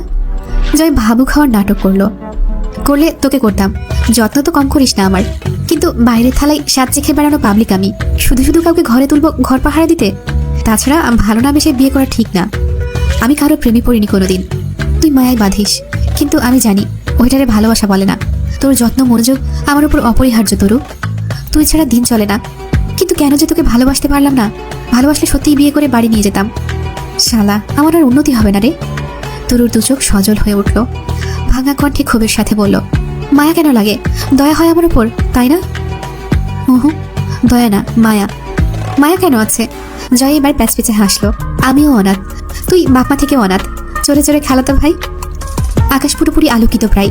জয় রুমে যেতে যেতে বলল, খাওয়া শেষ করে একবার রুমে আয়। তরু জয়ের রুমে ঢুকলো মিনিট 5 পরে। জয় জানালার ধারে দাঁড়িয়ে সিগারেট টান দিচ্ছিল। বোঝার উপায় নেই জয়কে, মাতাল নাকি স্বাভাবিক কিছুই বোঝা যাচ্ছিল না। তরুর উপস্থিতি টের পেয়ে বিছানার উপর থেকে একটা প্যাকেট তুলে এগিয়ে দিল তরুর দিকে। এবার চুপ, আর বলল, এবার চুপচাপ আমার রুম থেকে বের হয়ে যাবি, উইদাউট অ্যানি প্যান। তরু দেখলো ভেতরে একটা নীল শাড়ি। ডুকরে কান্না পেল। মাঝে মাঝে এত নিষ্ঠুর আর রহস্যজনক লাগে জয়কে, কি বলে কি করে বোঝার উপায় থাকে না। জয় বারবার জিজ্ঞেস করে, কেন তরু ভালোবাসে জয়কে? তরু জানে না তা ভালোবাসা কিনা, তবে জয়ের কথায় আছে নিজের অনুভূতির নতুন নাম পেয়েছে, মায়া। হ্যাঁ, মায়াই বটে, নয়তো কি। ছেলেটার জন্য অসীম মায়া লাগে তরুর। তরু জানে জয় নোংরা, আবার সে এটাও মানে সে নিজেও নোংরা। তাই জয়ের প্রতি তার এই মায়া। হোক সে নোংরাই তবে। এখন যে মন চাইছে ওই শক্ত বুকে উথাল ঢেউয়ের মতো আছড়ে পড়তে, অথচ অনুমতি নেই প্রকৃতির। শাইনি উদ্দীপনাবাহী সংবেদনশীল কাঠামোর। শুক্রবারের সকাল, রাতে জিডি করে আসা হয়েছে, কিন্তু কোনো খবর নেই। তবুও কেন যেন অন্ত আশাহত হয়ে পড়েনি। তার মনে হচ্ছিল সবকিছু ঠিক হয়ে যাবে, কিছুই হয়নি। আমজাদ সাহেব বাজারে গেলেন। তখন সকাল 10টা, শীতের সকালে তপ্তহীন রোদে। যাওয়ার সময় আমজাদ সাহেব অন্তুর পাশে বসে ছোট্ট একটা লিস্ট তৈরি করে নিয়েছেন। রাবেয়া রসুন পেঁয়াজ কেটে রাখলেন সেই রোদেই। মার্জিয়াকে আর ডাকা হয়নি। সারা রাত নিশ্চয়ই না ঘুমিয়ে সকালের দিকে ঘুমিয়েছে এই শরীরে। ঘড়ির কাঁটা যখন দুপুর 12:30, আমজাদ সাহেব এলেন না, অথচ ওনার ফেরার কথা বড়জোর 11:30টায়। চারিদিকে জুম্মার আজান ফুরিয়ে এলো, তিনি ফিরলেন না। অন্তু বারবার গেটের কাছে গিয়ে দাঁড়িয়ে থেকে এসেছে, আব্বুর দেখা না পেয়ে ফিরে এসেছে। রাবেয়া অতিষ্ঠ হয়ে বসেছিলেন। সময় পেরিয়ে দুপুর 2টো বাজলো, আমজাদ সাহেব এলেন না। অন্তুর ভাবনার টনক নড়ল। সে কমপক্ষে 20-25টা কল করেছে এতক্ষণে আব্বুর নাম্বারে, বারবার বন্ধ বলার পরেও। ছাদে গিয়ে দাঁড়িয়ে থেকে এলো। দূর রাস্তার মোড় অব্দি চেয়ে রইল কতক্ষণ। আমজাদ সাহেবের পাত্তা নেই। রোদ গায়ে লাগছিল না অন্তুর। সে দাঁড়িয়ে রইল ছাদের রেলিং ঘেঁষে খোলা চোখে। মনটাকে কেটে আলাদা করে ফেলতে ইচ্ছে করলো। আজেবাজে চিন্তারা ভিড় জমাচ্ছে সেখানে, খুব জ্বালাতন করছে। দুপুরে রান্না হয়নি, খাওয়াও হয়নি। সকালে আব্বুর সাথে বসে ঘি আলু ভর্তা দিয়ে আম্মুর হাতের খিচুড়ি খেয়েছিল। ছটফটানি বাড়লো যখন সন্ধ্যা হলো। সময়ের আবর্তন রাত 10টার কাঁটা অতিক্রম করলো। আমজাদ সাহেব বাজার থেকে ফেরেননি তখনও। খুব লম্বা বাজার করছেন। অন্ধকার চারপাশ, পূর্ণ চাঁদ আকাশে। ছাদে দাঁড়িয়ে থেকে অন্তর খুব হিংসে হলো ওই আলোকিত চাঁদকে। আব্বু বাড়ি ফিরল না এখনো। তার খোঁজ তো চাঁদ রাখেনি, বরঞ্চ জলজল করছে আকাশের পানে। স্বার্থপর খুব চাঁদটা। অন্তর দুঃখে সে একটু দুঃখী নয়। অন্তু চেয়ে রইল পাড়ার সরু গলির মোড়ে। বারবার চোখে ভেসে উঠছে আমজাদ সাহেব বাজারের থলে হাতে সরু রাস্তায় ঢুকছেন। হ্যালুসিনেশন হতে থাকলো অন্তুর। আমজাদ সাহেব ক্লান্ত হয়ে বাড়ি ফিরে বাজারের ব্যাগ অন্তুর হাতে ধরিয়ে গম্ভীর স্বরে বলছেন, আরে একটা জরুরি কাজ পড়ে গিয়েছিল। আমি কি বাচ্চা ছেলে? এত চিন্তা করতে হবে কেন তোর? ফোনে চার্জ ছিল না, বন্ধ হয়ে আছে। বাড়িতে শুধু 3জন মেয়ে মানুষ। রাত 12টার দিকে রাবেয়ার চেঁচামেচিতে ছাদ থেকে নেমে এসেছিল অন্তু। বাড়ির মেন দরজা আটকাতে গিয়েও আরও কতক্ষণ দাঁড়িয়েছিল আব্বুর অপেক্ষায়। আব্বু আসলোই না। জানালা ধরে বই নিয়ে বসে জানালাটা খুলে দিয়েছিল। রাবেয়া ঘরে এসে আরেক দফায় অসন্তোষ প্রকাশ করলেন জানালা খোলা নিয়ে। ঠান্ডা হাওয়া আসছে, তা যেন শুষে নিচ্ছিল অন্তু। এক দৃষ্টিতে চেয়েছিল বাইরের অন্ধকার কুয়াশাচ্ছন্নতায়। চুপচাপ এভাবে বসে থাকায় বুকের ব্যথাগুলোই যেন আগুনের তুষের ছিটা পড়ছিল। অন্তিকাজ 3 দিন বাড়ি ফেরেনি। আব্বু সকালে বেরিয়েছে, রাত 2টো বাজলো, সেও ফিরল না। অন্তুর কান্না পাচ্ছে কি? আবার কখনো শক্ত হয়ে উঠল চোয়াল। নানাভাবে ভেবেও কোনো রকম ব্যাখ্যা করতে পারেনি। অন্তি কোথায় গেছে? আব্বু আসছে না কেন? রাবেয়া সেদিন অন্তুর ঘরে ছিলেন। কেন জানি তিনি অনেকটা সময় নিয়ে লম্বা একটা মোনাজাত করলেন নামাজ শেষে। আম্মুর কান্নার গুনগুনানি অন্তুর গানে গলিত লোহা হয়ে ঢুকছিল। বাইরে রাত বাড়ার সাথে সাথে যখন ঝিঝি পোকার ডাক প্রকট হয়ে এলো, তখন চোখের পানি শুকিয়ে রাবেয়া কাতর হয়ে শুয়েছেন কোনো মতে। অন্তু কম্বল তুলে দিল ওনার গায়ে। এরপর 3-4 বার আব্বুর নাম্বারে ডায়াল করলো, রিসিভ হলো না। অজু করে এসে তাহাজ্জুদ নামাজে বসেছিল। তখন রাত 3টা ছুঁই। নামাজে খুব বিঘ্ন ঘটছিল। কেন জানি কান্নারা বাদ মানছিল না। কান্নার তোড়ে সিজদা লম্বা হচ্ছিল, নাক টানতে হচ্ছিল বারবার। বুকের ভিতর কয়েকবার দম আটকালো। এসবের কারণ স্পষ্ট নয় অন্তুর কাছে, তবে বুকে তুমুল ঝড় উঠেছে। কঠোর আশঙ্কারা নেচে নেচে কি সব অলক্ষণে কথাবার্তা বলতে চাইছে। পরদিন সকালে জয় এসেছে তা হামজা জানতে পারলো সকাল 10টার দিকে। জয়ের রুমে গিয়ে তাকে পাওয়া যায়নি, অথচ এতক্ষণ চিৎপটাং হয়ে শুয়ে পড়ে থাকার কথা। বেডসাইড টেবিলের ওপর বিয়ারের ক্যান উল্টে পড়ে আছে। বিছানায় কম্বল ছড়ানো, হাতঘড়ি, ওয়ালেট, পারফিউম সব নিজেদের জায়গায় পড়ে আছে। তার মানে জয় আশেপাশেই কোথাও আছে। দূরে বের হলে এসব ছড়িয়ে ছিটিয়ে একাকার হয়ে থাকতো না। তরুকে ডাকলো হামজা। তরু এলো না। গলা উঁচিয়ে জবাব দিল, জয় কখন এসেছে? কাল রাতে। তরু চেঁচিয়ে জবাব দিল, ভোর রাতে। আবার তাহলে বের হয়েছে কখন? সকাল 8টার দিকে বের হয়ে গেল, বলে গেল এখনই আসবে। আপনি কল করুন বড় ভাইয়া। হামজা এসে সোফায় বসে রিমিকে ডাকলো, 1 কাপ কফি বা চা কিছু দিয়ে যাও তো। রিমি আস্তে করে বলল, আসছি। হামজার মনে পড়ল আজ সকালে ছোট্ট একটা মিটিং ছিল জয়ের ক্লাবে। মাঝখানে আর 2 দিন 3 রাত বাকি নির্বাচনের। চারিদিকটা এতটা ঠান্ডা থাকার কথা না, থাকলো ঠান্ডা, কারণ আসল প্রতিপক্ষ এখনো হাসপাতালে দৌড়াদৌড়ির ওপরে আছে। লোক মারফতে খবর পাওয়া গিয়েছে খুব শীঘ্রই রিলিজ করা হবে ওকে। হামজা মনে মনে প্রস্তুত যে কোনো কিছু মোকাবেলার জন্য। তবে হাঙ্গামা নির্বাচনের পরে হলে সুবিধা হয়, আর সেটার শতভাগ চেষ্টা করতে হবে। রিমি কফি দিয়ে চলে যেতে অগ্রসর হলে পেছন থেকে ডাকলো হামজা, আজ যাবে ওই বাড়িতে? রিমি বলল, না। হামজা চোখ তুলে তাকিয়ে কফিতে চুমুক দিয়ে বলল, আমি নিয়ে যাব, আমার সঙ্গে চলে আসবে। কফির গরম ঠোঁটে লেগে নড়াচড়া করে উঠল হামজা। দ্রুত কাপ নামিয়ে বলল, এত গরম কেন? পরের বার কফি বানালে এত গরম পানি ব্যবহার করবে না। রিমি বলে ওঠে, আপনারই বা এত তাড়াহুড়ো কিসের? ঠান্ডা হতে তো আর ঘন্টাখানেক সময় লাগবে না। গম্ভীর স্বরে কথাটা বললেও তাতে অল্প একটু অভিমানও যেন শুনতে পেল হামজা। অথচ মেয়েটার অভিমান তার ভালো লাগে না। নির্বাচনের মুহূর্তে সকলের মনোনয়নের পাশাপাশি রিমির সম্পূর্ণ মনোযোগ তার চাই, নয়তো বেশ নার্ভাস ফিল হবে। হামজা বলল, যাও তৈরি হও। রিমি বলল, আমি যাব না, আর এমনিতেও মাজার ভাই বাড়িতে আসেনি এখনো। হামজা যেন শুনল না কথাটা, বলল, এজন্যই নিয়ে যাব। ও আসলে তুমি এমনিতেও ওই বাড়িতে যাবার অনুমতি পাবে না, তৈরি হয়ে নাও। রিমি বলল, যাব না আমি। আপনি আমায় আপনার বন্দিনী করে রাখতে চান? ক্ষমতার লোভ আপনাকে অমানুষ করে তুলছে দিন দিন, তা বুঝতে পারছেন না? আপনাকে আমি কোনোদিন ভালোবেসেছিলাম, এটা ভাবতেও নিজের উপর ঘৃণা লাগছে আজকাল। দয়া করছেন আমার উপর ওই বাড়িতে নিয়ে যাওয়ার অফার করে? যথাসম্ভব অশিষ্ট ভাষায় কথাগুলো বলল রিমি। হামজা কফির মগ সেন্টার টেবিলে রেখে হাসল। অসীম ধৈর্যশীল এক পুরুষের মতো নিজেকে সামলে নিয়ে বলল, নিজেকে চেনা যতটা মুশকিল, তার চেয়েও কঠিন বিষয় হলো নিজের মানুষদের চিনতে পারাটা। তুমি চিরকাল ওই বাড়ির সকলের হাসি মুখ আর আদুরে আচরণ পেয়ে বড় হয়েছ। ওদের ব্যাপারে তোমার ধারণা ওই অবধি সীমাবদ্ধ, কিন্তু ওটা তো শুধু নিজের পরিবারের জন্য বরাদ্দ। যেমন আমি এই বাড়ির জন্য এক হামজা, গেট পেরিয়ে রাস্তায় পা বাড়ালে আরেকটা কেউ। মাঝার আমাদের কাছে এত এত ছাড় পেয়েও বহুত কিছু করেছে এতদিন। এবার তাহলে ভাবো, এবার সুস্থ হয়ে কি করতে পারে। আর এবার ও ফিরে যা করবে, আশা করি আমার উপর দিয়ে যাওয়া সেই চাপ দেখে তোমার ভাইয়ের ওপর ভালোবাসায় একটু ফাটল ধরতে পারে। রিমির হাত চেপে ধরল হামজা। রিমি তা ছিটকে ছাড়িয়ে নিয়ে বলল, আমার ভালোবাসায় চিড় ধরাতে খুব চেষ্টা করে যাচ্ছেন তাই না? আল্লাহ জ্বালিয়ে ভস্ম করে দিক আপনার চেষ্টাকে। দরকার পড়লে এই বাড়িতে পচে মরবো। যখন আপনার মতো জাহিলের সাথে বিয়ে হয়ে গিয়েছে, তখন আপনার বাড়িতেই মরণ হোক আমার। আপনার মতো মানুষ শত্রুতা পুষবে, এটা আর এমন অস্বাভাবিক কি? কিন্তু যে মাঝার ভাই আমাকে আপন বোনের মতো বুকে চেপে মানুষ করেছে, তার রক্ত ঝরাবার কারণে না আমি আপনাকে ক্ষমা করতে পারি আর না কোনো বিবেচনা। হামজা বলল, শত্রুতা আমি শুরু করিনি, শত্রুতা ওরা শুরু করেছে, এবং সেটা বহুদিন আগে, যেবার প্রথম আমি ছাত্রনেতা নির্বাচিত হয়েছিলাম। মাঝারের ছেলেদের মাঝে কারো বিশ্ববিদ্যালয়ের কন্ট্রোল হাতানোর ছিল না, সেটা না পারাই এই শত্রুতার শুরু। এরপর দিন দিন আমার জনপ্রিয়তা বেড়ে যাওয়ায় তোমার চাচা, চাচাতো ভাই, বাপ এদের শত্রুতার আগুনে পেট্রোল ঢেলেছে। তোমাকে বিয়ে করতে চাইলাম, প্রথমে রাজি হলো না, পরে রাজি হলো কেন জানো? আমি বাড়ির জামাই হয়ে গেলে ওদের হাতে লাঠি হয়ে যাব, আমার ক্ষমতা এবং জনপ্রিয়তার ভাগ পাবে ওরা। তা যখন হলো না, তখন একের পর এক আক্রমণ পেয়েছি এই কয়েক বছরে ওদের থেকে। কিছুই বলিনি কোনোদিন, কিন্তু আমার পর যখন জয় নেতাকর্মী হলো, তখন আবার নতুন করে জ্বলে উঠলো তোমার বাপ চাচারা। এবার বলো, শত্রুতা কারা পুষেছে? আর এর সমাধান কি? কোনো সমাধান নেই, এভাবেই যতদিন চলে। আর এরপরেও তুমি অবুঝ হলে তোমার উপর কঠোর হতে বাধ্য হব বোধহয় আমি।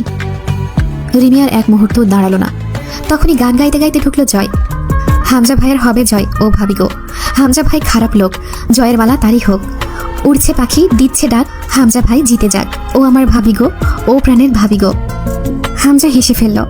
জয়ের পরনে দুধের মতো সাদা ধবধবে একটা লুঙ্গি, তার উপর ছাই রঙা শার্ট পরেছে। কোলে কোয়েল, কবি ঢুকেই কপালে হাত ঠুকে সালাম করলো। ওকে বসতে ইশারা করলো হামজা। তার পেছনে দুজন মস্ত বড় একটা অ্যাকোয়ারিয়াম বয়ে নিয়ে এসে বসার ঘরের মেঝেতে রাখলো। হামজা ভ্রু কুচকে বলল, এইসব টেনে এনেছিস কোন দুঃখে? অল্প একটু টেম্পার উঠলেই যাতে ওগুলোকে ভাঙা যায়। কোয়েল জয়ের কোল থেকে নেমে দৌড়ে এসে মামার কোলে চড়ে বসলো। জয় লুঙ্গি এক হাতে উঁচিয়ে ধরে রুমে গিয়ে কিছু টাকা এনে লোক দুটোকে দিয়ে বিদায় করলো। হামজার পাশে বসে কোয়েলকে বলল, তোর মার কাদার পানির চোটে সবগুলো বালিশের তুলো পচে গেল। তুলি কোথাও থেকে দৌড়ে এসে কোয়েলকে কোলে তুলে নিয়ে এগালে ওগালে চুমু খেতে লাগলো। এক পর্যায়ে কেঁদে ফেলল। হুট করে কিছু মনে হতেই কোয়েলকে নামিয়ে জয়কে জিজ্ঞেস করলো, তুই কি করেছিস ওই বাড়ি গিয়ে? মেরেছিস সীমান্তকে, তারপরে এনেছিস কোয়েলকে? জয় বিরক্ত হয়ে বলল, মহিলা মানুষ কোনোদিন ভালো হবে না। তোকে মেরে মুখের নকশা বদলে বাপের বাড়ি পাঠিয়েছে, তারপরও মেয়েটাকে রেখে দিয়েছিল জোর করে, তারপরেও কলজে ফাটতেছে স্বামীর জন্য। সামনে থেকে যা, ন্যাকা কান্না দেখলে ডায়াবেটিস বাড়ে আমার, সুগার আছে নাকামিতে। কোয়েল এসে কোলে চড়ে বসে আধা ভাঙা স্বরে জিজ্ঞেস করলো, জয় ওই মাতগুলোকে বের করে খেলি আমি? বেল কোলে দাও একটাকে। জয় মাথা নাড়ায়, তার আগে তোমাকে আমি পানিতে চুবিয়ে খেলবো 10 মিনিট, এরপর মাছকে পানি থেকে বের করে তোমার কাছে দেবো খেলার জন্য। হামজা কেড়ে নিল কোয়েলকে। জয়কে বলল, তার আগে আমি তোর পেছনে দুটো লাথি মেরে খেলি, তারপর বাড়ি থেকে বের করে দিই। শয়তানে লাড়ে তোকে? জয় বলল, শয়তানকে আমি লাড়ি, এটাই আমার প্রিয় কাজ ব্রো। হামজা গম্ভীর হলো হুট করেই। সীমান্তকে মেরেছিস? জয় সোফায় পা তুলে বসলো। না তো, সুন্দর মতো জিজ্ঞেস করেছি, কেন মেরেছিস তুলিকে? হামজা বলল, তো কি বললো? জয় বলল, কাম নাই করার মতো, বাল নাই ছেঁড়ার মতো, তাই বউ পিটাইছে। আমারও কাম অথবা বাল ছিল না হাতে, আমিও 2-4টা লাগাই আসছি। পরে বাপের মার খাওয়া দেখে এই কোয়েলের ডিম কাদা ধরলো, তারা নিয়ে যাইয়া অ্যাকোয়ারিয়াম কিনে দিয়েছি শান্ত করার জন্য। হামজা বলল, মিছিল হয়েছে সকালে, ঝামেলা হয়েছে কোনো? জয় বলল, না, শুনলাম মাঝারশালার পায়ে নাকি খাঁটি স্টেইনলেস স্টিল ঢুকাইছে। ওই দিনাজপুর ব্যাক না করা অবধি বিশেষ ঝামেলা হবার কথা না, পেছনে পাবলিক যতই বদনাম করুক, জয়ের নামে ডরায় তো সবাই। ওইটুকুই যথেষ্ট। মাঝার আসবে নির্বাচনের আগের দিন, রিলিজ হবে কালটার মনে হয়। রিমি এসে জয়ের পাশে বসলো, তার হাতে খাবারের প্লেট। খাবার তুলে জয়ের মুখের সামনে ধরে বলল, খাননি সকালে? জয় বলল, সেহরির সময় খাইছিলাম, আসলেই চরম ক্ষুধা লাগছে। ধুর, ওই মাছ দিয়ে না, ডিমের টুকরা দেন। রিমি কপাল জড়িয়ে বলল, আপনারা তো আহ্লাদ কোত্থেকে আসে? জয় নির্লজ্জের মতো হাসলো, দয়ালের কাছ থেকে সরাসরি সাপ্লাই হয় আমার কাছে। হামজা ট্রাউজারের পকেট থেকে ফোন বের করলো। রিমি এক আজব বিচিত্র মেয়ে, সবকিছুকে ছাপিয়ে তার জিদ, যে জয়ের উপর তার অসীম ঘৃণা, আজ তার সাথে মিছে মিছে মিল বজায় রাখছে হামজাকে জ্বালাতে। জয় রিমির নাটক বুঝেও কোনো প্রতিক্রিয়া দেখাবে না, বরং হে হে করে হাসবে। এটা তার চরিত্রের অন্যতম বৈশিষ্ট্য। জয় খাবার চিবোচ্ছে। হামজা বলল, ভোট কেন্দ্রগুলোতে এক্সট্রা নিরাপত্তার জন্য কিছু পলাশ ভাইয়ের লোক দরকার পড়বে। আমি চাচ্ছি না অন্তত সেই দিন কোনো তামাশা হোক, বদনাম সহ ভোট লাগবে না আমার। হামজা পাটোয়ারি নিখিল ভোটে মানুষের মনোনয়নে জিতেছে, এই এই রব যেন লোকের মুখে মুখে থাকে। দুপুরের পর পলাশ ভাই ডেকেছে তোকে, তেরামি না করে গিয়ে দেখা করে আসিস। তার হেরফের হলে কিন্তু অবস্থা খারাপ হবে তোর। জয় উঠে অ্যাকুয়ারিয়ামের সামনে গিয়ে দাঁড়িয়ে খুব মনোযোগ দিয়ে মাছগুলোকে পর্যবেক্ষণ করলো। আঙুল দিয়ে কাঁচের উপর খুঁচিয়ে বেশ জ্বালালো মাছগুলোকে। ভেতরে একটা গোল্ড ফিশ, দুটো অ্যাঞ্জেলা ফিশ আর এক জোড়া কালশিটের রঙের স্কোয়ার ফিশ এনেছে। গোল্ড ফিশ সে একটা কিনেছে কেন সেই ভালো জানে। বহুবার ছোট বড় বহু ধরনের অ্যাকুয়ারিয়াম কিনেছে, আবার রাগের সময় সেগুলোকেই আগে ভাঙে। কবুতর, মাছ, খরগোশ যে কোনো কিছু একটা পোষা প্রাণী হিসেবে সবসময় থাকে তার সঙ্গে। মাছের সামনে থেকে উঠে বলল, দুপুরে যেতে পারবো না, ঘুমাবো আমি। বিকেলে গোসল করব, খাবো, যাবো ঠিক সন্ধ্যার আগে। 2-1 কলকি টেনেও আসবো তাহলে। হামজা বকে উঠল, কলকি টানার খবর পেলে এক কোপে বলি দিয়ে দেবো। যে কাজে পাঠাচ্ছি তা করে ফিরে আসবি। সকালে একবার বমি করেছে মার্জিয়া। অন্তুর ফোনটা বেজেছিল দুপুরের দিকে। অন্তু দিন দুনিয়া ভুলে ঘরে ছুটল। নিশ্চয়ই আবু ফোন করেছে, কিন্তু স্ক্রিনে অপরিচিত একটা আনসেভ নম্বর। তবু অন্তুর চোখ ভিজে উঠল। কণ্ঠনালী থেকে কান্না ছিটকে এলো এক মুহূর্তেই। তার ধারণা আবুর ফোনে চার্জ নেই, অন্য কারো নাম্বার দিয়ে হয়তো কল দিয়েছে। কল রিসিভ করেই কঠিন বোকার মতো ঝাড়ি মারলো একটা। বয়স বাড়ার সাথে সাথে আকেল জ্ঞান কি গুলিয়ে খেয়ে ফেলেছ? একটা কল করে জানিয়ে দেওয়া যেত না কোন কাজে আটকে গেছো? বাড়ির প্রতি তোমার টান টান নেই? আমারও তোমার উপর টান নেই, তবে জলজান্ত একটা মানুষ উধাও হয়ে গেলে একটু ভাবনা তো হয় নাকি? রাবেয়া দৌড়ে এসে দাঁড়ালেন মেয়ের পাশে। অন্তু ফোনে বলেই চলল, তো কখন আসবে বাড়িতে? আর তার কথার মাঝখানে এক ভরাট কণ্ঠস্বর ভেসে এলো ফোনের ওপাশ থেকে। হ্যালো। অন্তু থমকালো। আব্বুর কণ্ঠস্বর গম্ভীর, তবে তা চিরপরিচিত। এটা নয়। পিপাসর্ত মুখে চুপ রইল অন্তু। ওপাশ থেকে আবার বলে উঠল, বেশি পেঁচাল না পেরে ঠিকানা বলছি, সেখানে চলে আসিস। আর একটা পাখিও যেন সাথে না থাকে, অথবা জানতে না পারে কিছু। সংক্ষিপ্ত হুমকি বাণীটি কর্কশ এবং হিংস্র ছিল। কল কেটে গেল।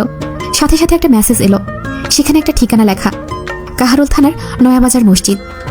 রাবেয়া ঝাঁকাচ্ছেন অনবরত অন্তুকে, বারবার প্রশ্ন করছেন। অন্তু নিশ্চুপ চেয়ে থাকলো ফোনের স্ক্রিনে।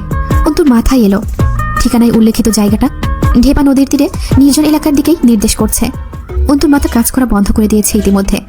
রাবেয়া প্রশ্নগুলোর উত্তর না পেয়ে ছটফট করছেন। অন্তু চট করে মুস্তাকিনকে কল করে বসলো। কেন করলো সে জানে না। ফোনে পরিষ্কার জানিয়ে দেওয়া হয়েছে একটা পাখিও যেন টের না পায়। তবুও ফোন করেছে অন্তু। সন্ত্রস্ত এক FBI অফিসারকে ডাকছে সে। মুস্তাকিন এলো ঠিক 20 মিনিটের মাথায়। ততক্ষণ অন্তু ঠিক একই জায়গায় একই ভঙ্গিতে দাঁড়িয়েছিল। মুস্তাকিন এসেছে টের পেয়ে নিজের হাতের ওড়নাটা নিস্তেজ হাতে মুখটা ওড়নার প্রান্ত দিয়ে আড়াল করে দাঁড়ালো। মুস্তাকিন ঘটনা জানতে চেয়ে প্রশ্ন করলো। অন্তু জবাব দিল গাছাড়া ভাবে। তার চোখের কাতরতা মুস্তাকিনের দৃষ্টি এড়ানোর নয়, তবুও যথাসম্ভব শান্ত সে। অন্তুকে জিজ্ঞেস করলো, আপনি ভয়েসটাকে চেনেন বা আগে শুনেছেন? অন্তু অবচেতনের মতো মাথা নাড়ালো, না। রাবেয়া বেগম চেয়ার এনে দিলে মুস্তাকিন বসতে বসতে বলল, বাহাদুরি করে একা যাবেন ঠিক আছে, এরপর আপনার সাথে কি হবে তা দেখার জন্য ওখানে কে থাকবে? প্রথমে অন্তিক, পরে স্যার, এরপর আপনি, এরপর এরপর এই বাড়ির কার পালা? অন্তু নিশ্চুপ। মুস্তাকিন বলছে, তারাই গোপনে আপনাকে প্রোটেক্ট করবে।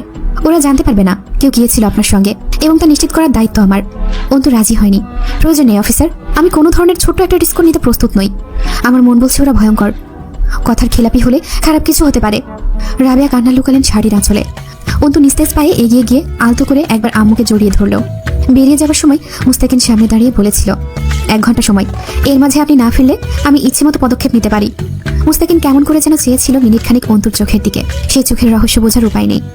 এরপর আশ্বাস দেবার ভঙ্গিতে মাথা নেড়ে বিদায় জানিয়েছিল। God bless you. বাসের হাটের উপর থেকে গাড়িতে করে নয়াবাগ যেতে কম বেশি আধা ঘন্টা সময় লাগে। সন্ধ্যা হয়ে গেছে। নয়াবাগ মসজিদের অদূরে দাঁড়িয়ে থেকে তার ভেতরে এক প্রকার ছটফটানি কাজ করছিল। অন্তু জানে না এক অনিশ্চিত প্রহর ধারা তাকে ধাওয়া করে কোথায় নিয়ে যাচ্ছে। মিনিট 2 বাদে দুটো লোক এসে নিয়ে গেল অন্তুকে। ওদের দেখে মনে হচ্ছিল অন্তুকে মেহমানদারির উদ্দেশ্যে পথ দেখিয়ে নিয়ে যেতে এসেছে। চারপাশের লোকগুলো আসল ঘটনা আন্দাজ করতেই পারবে না এদের আচরণ দেখে, হয়তো বুঝলেও কিছু বলবে না। রাজত্ব এদের, শাসন এদের, সমাজটা এদের নোংরা পায়ের তালুর তলে পদদলিত।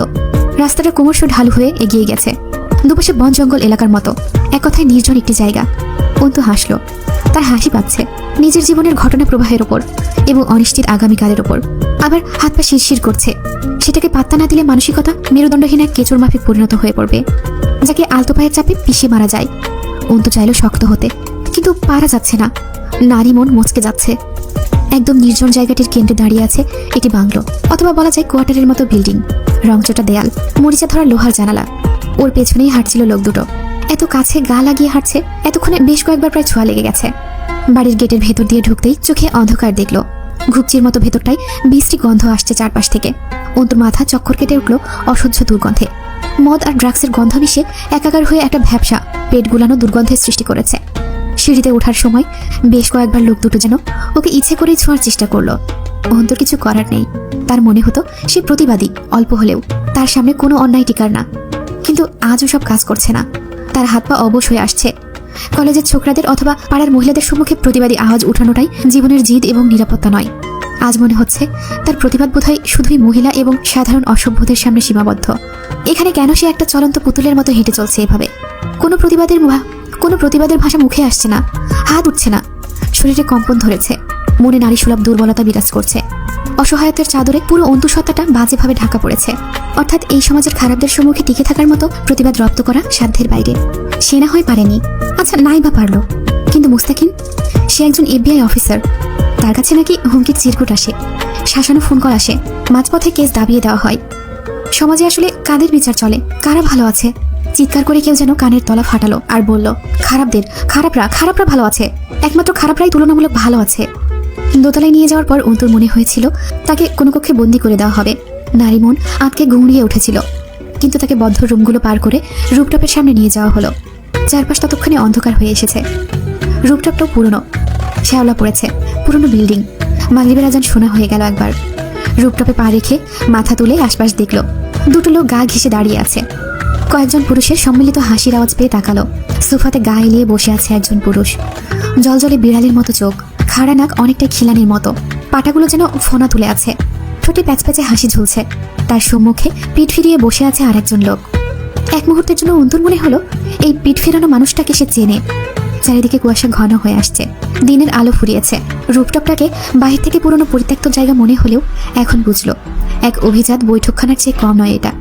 গোলাকার সারি করে সাজানো সোফার সেট, সেন্টার টেবিলের উপর সারি সারি মদের বোতল, ড্রিঙ্কিং গ্লাস, সোডার কৌটা, মেডিসিনের পাতা, মোড়ানো কাগজ, বিট লবণ, স্ন্যাক্স, ছুরি ইত্যাদি পড়ে আছে। অন্তু চোখ বুজে শ্বাস ফেলল। আলো জ্বলল। অন্তু চূড়ান্ত মরণের জন্য প্রস্তুত। সামনে বসা লোকটি হাতের গ্লাসটি নামিয়ে রেখে মনোযোগী দৃষ্টি মেলল অন্তুর গোটা শরীরে। যেন আকর্ষণীয় কিছু পেয়ে গেছে হুট করেই। কিন্তু এবার পেছনে ফিরে বসে থাকা লোকটা অনীহার দৃষ্টি মেলে পেছনে ফিরল একবার। তার দৃষ্টি কেঁপে উঠে বিদ্যুতের মতো ধাক্কা খেলো যেন অন্তুর উপর। জয়! অন্তু হতবিহ্বল চোখে তাকিয়ে দেখল জয়কে। ধীরে ধীরে বিস্ময় ভাবটা কেটে মন, মস্তিষ্ক ও গোটা শরীর জুড়ে যেন এক বিদ্বেষী ঘৃণারা লাফিয়ে উঠল। জয় সেদিন ভার্সিটি প্রাঙ্গণে দাঁড়িয়ে চ্যালেঞ্জ নিয়েছিল। সেই সবে যে এসব করছে অন্তুকে দমাতে? অনেক প্রশ্ন, উত্তর নেই যথাযথ। পেছন থেকে একজন ধাক্কা মারল অন্তুকে। ভেতরে ধপ করে আগুন জ্বলে উঠল যেন। আরো দুটো ঠেলা তাকে সহ্য করতে হলো। জয় চট করে উঠে দাঁড়ায়। তার চোখ দুটো হাসছে। সেখানে এখন বিষয় থাকার কথা, কিন্তু তা ছাপিয়ে দুষ্টু হাসি প্রকট। হাতের ধোঁয়া ওঠা কলকিটা টেবিলে ফেলে বলল, ওরে এখানে নিয়ে আইছেন কেন? কি সমস্যা? সোফায় বসা লোকটা চার হাত পা ছড়িয়ে বসে আছে। তার নজর এখনো অন্তুর শরীরে। অন্তু এক দৃষ্টিতে চেয়েছিল জয়ের দিকে। জয় এবার কঠিন স্বরে জিজ্ঞেস করলো, ওরে এখানে আছেন কেন পলাশ ভাই? প্যাচপেচে হাসি শোনা গেল। বিড়ালের মতো জলজলে চোখগুলো কিসের নেশে যেন জ্বলছিল পলাশের। সরু নাকের খিলানোর মতো পাটাটা কেঁপে ওঠে যখন পলাশ হাসে। অন্তুর ঘেন্না এলো চারদিকে তাকিয়ে। জয় খেকিয়ে উঠল, আরে বাল, ওরে কেন নিয়ে আইছেন এখানে? জিজ্ঞেস করতেছি, ওর কি কাম এখানে? পলাশ তখনও অন্তুর দিকে চেয়ে। জয় দুই ভ্রুর মাঝখানে আঙুল ঘষে দাঁত পিষল। পলাশ ভাই, কিছু জিজ্ঞেস করতেছি, হাসি অফ করে জবাব দেন, তারপর হাসেন। অন্তু চমকে উঠল। পলাশ? দিনাজপুরের শীর্ষ সন্ত্রাস। বাজারের প্রতিটি দোকানে কষায়ের মতো চাঁদাবাজি থেকে শুরু করে নতুন নতুন পাপের সৃষ্টিকর্তা পলাশ ও রাজন। দেখেছিল না কোনোদিন লোকটাকে? আন্ডারওয়ার্ল্ড বলে একটা কথা আছে, আর সেখানকার জানোয়াররা আন্ডারগ্রাউন্ডেই বিচরণ করে সাধারণত। অন্তু মাথায় এলো না তাকে কেন এই নরকে আনা হয়েছে। মহাজন পলাশ মানুষকে টাকা ধার দেয় সুদের চুক্তিতে। সময় এতটাই কম দেয় যে একজন ঋণী লোকের পক্ষে অত দ্রুত সুদসহ টাকা জোগাড় করা সম্ভব হয় না। পলাশ তার বদলে বউ, বাচ্চা, জমির দলিল, বাড়ি ঘর, ব্যবসা সব শেষে যা নিয়েও নিজের সুদসহ টাকা আদায় করে নেয়। এমন বহু কথা শুনেছে অন্তু পলাশের ব্যাপারে। এটাই কি সেই পলাশ? জয় এখানে কেন? অন্তুর খুব দুর্বলতা বোধ হচ্ছিল। চারপাশে দর্শকের মতো দাঁড়িয়ে আছে পলাশের লোকগুলো। দেখতে নর্দমার পাশে ক্ষুধার্ত অবস্থায় শুয়ে থাকা কুকুরের মতো। পলাশ হেসে জয়ের দিকে তাকায়। এতক্ষণ ব্যস্ত হইতাছিস বাপ? এমন টসটসে মাল ঘরে রেখে কি সব আউল ফাউল জিনিস বন্ধক রেখে টাকা নেয় মানুষ, বোকার দলগুলা সব। জয় নাকমুখ জড়িয়ে বিরক্ত হয়ে মদের বোতল তুলে নিয়ে তাতে দুটো চুমুক দিল। আস্ত করে অনাগ্রহী স্বরে জিজ্ঞেস করলো, অন্তুর বাড়ির লোক কি সুদের টাকা নিয়েছে নাকি আপনার কাছে? পলাশ বলল, হ। জয় বলে উঠল, এই শালির বাপরে তো দেখে মনে হয় না অমন লোক। পলাশ হাসছে, চোখ দুটো জলজল করে জ্বলছে। সেই হাসিতে রহস্য মেশানো, কিন্তু তাতে জয়ের কোনো আগ্রহ নেই। তার গলা জ্বলছে আজ। মদে অল্প সোডা আর পানি না মেশালেই এমন হয়। পলাশ এগিয়ে গিয়ে অন্তুর খুব কাছে দাঁড়ায়। অন্তু চেয়েও পারল না পিছিয়ে যেতে। আর পেছনেও দুটো লোক দাঁড়িয়ে। পলাশের শরীর থেকে দুর্গন্ধ আসছে। অন্তুর মনে হলো সে যখন তখন গলগল করে বমি করে ফেলবে। এতটা কাছে কোনো পুরুষ কোনোদিন আসেনি তার। বিড়বিড় করে সৃষ্টিকর্তাকে ডেকে ওঠে অন্তু। পলাশ জিভ বের করে কুকুরের মতো গন্ধ শুকছে ওর শরীরের। বোরখা এবং নিকাবের ওপর দিয়ে যেন কিসের পৈশাচিক স্বাদ পাচ্ছে পলাশ। অন্তু চোখ বুজে ডুকরে উঠল নীরবে। আল্লাহ পাক, পানাহা চাই এসব থেকে, তুলে নিন আমাকে, রক্ষা করুন। পলাশ স্থির হয়ে দাঁড়ালো, প্যাচ প্যাচে হাসি দিয়ে বলল, তোমারে কেন নিয়ে আসে এইখানে? বলেননি এখনো। অন্তুর গলাটা কেঁপে উঠছিল, ইজ্জতের ভয় তাকে কাহিল করে তুলছিল। পলাশ আবার বলল, তুমি চেনো আমারে? অন্তু নিজেকে গোছাতে গিয়েও এলোমেলো হয়ে গেল। কেন এনেছেন আমাকে এখানে? আমি কি কোনো অপরাধ করেছি? পলাশ হাসছে, সেই হাসিতে পশম দাঁড়িয়ে যায়। পলাশ বলল, তোমারে মনে হয় কিছু কয় নাই অন্তিক? হ্যাঁ। অন্তু চোখ নামালো, চোখ বুজে শ্বাস ফেলল। তোমার ভাই যখন বইয়ের গয়না নিয়ে এসে টাকা চাইছিল আমার কাছে, আমি অবশ্য ওরে কইছিলাম বইয়ের গয়না দেওয়ার দরকার নাই, বউডারে আনলেই পারতি, টাকা আর পরিশোধ করা লাগতো না। ছ্যামড়া দেখলাম জ্বলে উঠছিল, অথচ টাকারও প্রয়োজন, কিছু বলবার পারে নাই। অন্তু অবাক হলো, বুক ভার হলো অন্তুর। পলাশ বলেই যাচ্ছে, পরে কইল, না আমি গয়নাই রাখতে চাই ভাই, দোকানে যা কামাই হবে তা দিয়ে মাসে মাসে আপনার টাকা দিয়ে সময় ফুরানোর আগেই পরিশোধ করে দেব। শালার সওয়াল পারলো না তো, সেই হয়রানি পেরেশানি হইল, দোকানটাও গেল, রাখতে পারলো না। শেষ পর্যন্ত 2 দিন আগে নাকি নিজেও পালাইছে, অথচ তোমারে আনলে খুশি হয়ে দেখা যাচ্ছে ওর ব্যবসাটাই বাড়াই দিতাম, নিজ হাতে চিরদিন প্রোটেক্ট করতাম, তোমারে আনে নাই কেন আগে? এবার ঝুঁকে পড়লো পলাশ অন্তুর ওপর।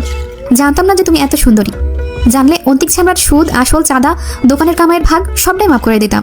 মেয়ে লোকের ওপর কিচ্ছু নাই, কারবারও না, আমি মেয়ে লোকের খাতিরে বহুত ত্যাগ করবার পারি। অন্তুর শরীর কাঁপছে থরথর করে, নিজের উপর রাগ হলো তার। এত অস্থির হয়ে পড়েছে কেন সে? কোনোভাবেই শান্ত হতে পারছে না। কোনো মতে জিজ্ঞেস করলো, আমার আব্বু কোথায়? পলাশ বলল, আহা কথা তো শেষ হয় নাই, শোনো, অন্তিক স্যারাডা আমার থেকে না লুকাইয়ে না পালাইয়ে যদি তোমারে আনতো আমার কাছে, তোমার বাপটারও এত ভোগান্তি হইতো না। স্যাহ, আমি জানতামই না তুমি এরম।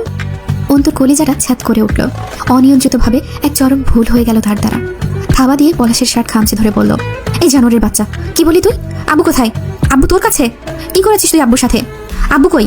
কোথায় আব্বু? এতক্ষণে জমে থাকা পানি ঝরঝর করে গড়িয়ে পড়ল নিকাবের নিচে। হুঙ্কাটা কান্নার সাথে মিশে নির্মম আর্তনাদের মতো শোনালো। জয় বিরক্ত হয়ে একটা সিগারেট ধরালো, বকে উঠল বিড়বিড় করে, শালির ধার কমবে না তবু। পলাশকে দেখে মনে হচ্ছে তার প্রিয় খাবারটা খেয়ে তৃপ্তির হাসি হাসছে, এতটাই পৈশাচিক তার মুখের ভঙ্গি। অন্তু শুনেছিল মহাজনার সন্ত্রাসরা পিশাচদের আরেক বংশধর। অন্তুর বুকে কাঁপন ধরেছে। পলাশ শার্ট থেকে অন্তুর হাতটা ছাড়ানোর নাম করে বাজেভাবে জড়িয়ে ধরে ছুঁয়ে দিল হাতটা। অন্তু ঝাপটা মেরে হাত ছাড়িয়ে পিছিয়ে যায়, ধাক্কা খায় পুরো দেহটা দুটো পুরুষের সাথে। ঘেন্না আসলো নিজের শরীরের ওপর, কোথাও পুরুষের ছোঁয়া লাগা বাকি রইল না গোটা দেহে। ছটফট করতে করতে দূরে সরে দাঁড়ালো, ফোপানোর কান্নায় নিকাবটা ভিজে উঠল।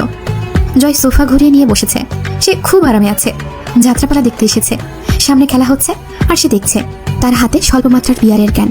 এবার অন্তুর দৃঢ় বিশ্বাস জাগলো, জয় সব জানে, সব, তবুও নাটক করলো প্রথম দিকে। অন্তু চেঁচিয়ে উঠল, আব্বু কই? চেঁচানোটাও নিদারুণ আহাজারির মতো শোনাতে লাগলো, আমার আব্বু কই? ও আব্বু, আমার আব্বু কই? আমার আব্বুকে কোথায় রেখেছেন? কোথায় আমার আব্বু? আব্বু? সবে কথা বলতে শেখা ছোট্ট শিশুটির মতো অবুঝ স্বরে ডেকে উঠল অন্তু। পাগলের মতো এদিক ওদিক খুঁজলো আব্বুকে। অবুঝ শিশু যেমন অচেনা জায়গায় কাতর হয়ে ওঠে, অন্তু তার চেয়েও সহায়হীন এতিমের মতো কাতরাচ্ছে রুপটপের একপাশে দাঁড়িয়ে। পলাশ বারবার দেখছে অন্তুর চোখ দুটো। পলাশের মনে হলো ভিজে ওঠা পাপড়ির জন্য মেয়েটার চোখ দুটো তাকে বেশি মাতাল করছে।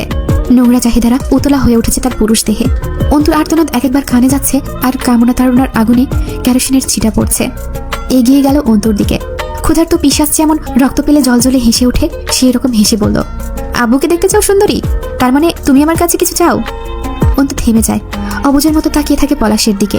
পলাশ কোমল স্বরে বলল, লেনদেন বোঝো? নেয়া দেয়া? তুমি কিছু চাচ্ছ আমার কাছে, এর বদলে আমারও তো কিছু চাওয়ার থাকতে পারে, পারে না? অন্তু হাল ছেড়ে দিয়ে আস্তে করে বলল, পারে।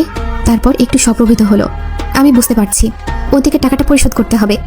সে তো জানি, কিন্তু এখন তো কিছু বলেননি, আমি সাথে আনিনি, কথা দিচ্ছি আগামী। পলাশ আঙুল তুলে অন্তুর ঠোঁট নেকাবের ওপর দিয়ে চেপে ধরল। হুশ, এত কথা বলে না, আমি চেয়ে নিই, তুমি দাও।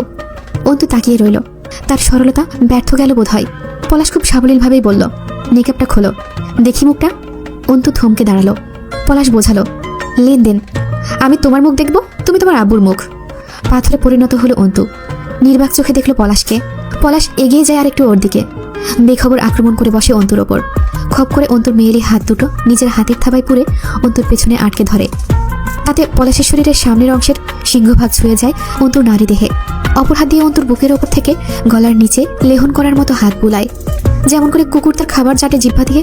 অন্তু হাত মুচড়ানোর বৃথা চেষ্টা করলো না, চোখ দুটো বুঝে পাথরের মতো দাঁড়িয়ে রইল।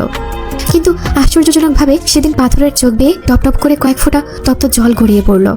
বিড়বিড় করে ডেকে উঠল অন্তু, আল্লাহ। অন্তু হার মানল।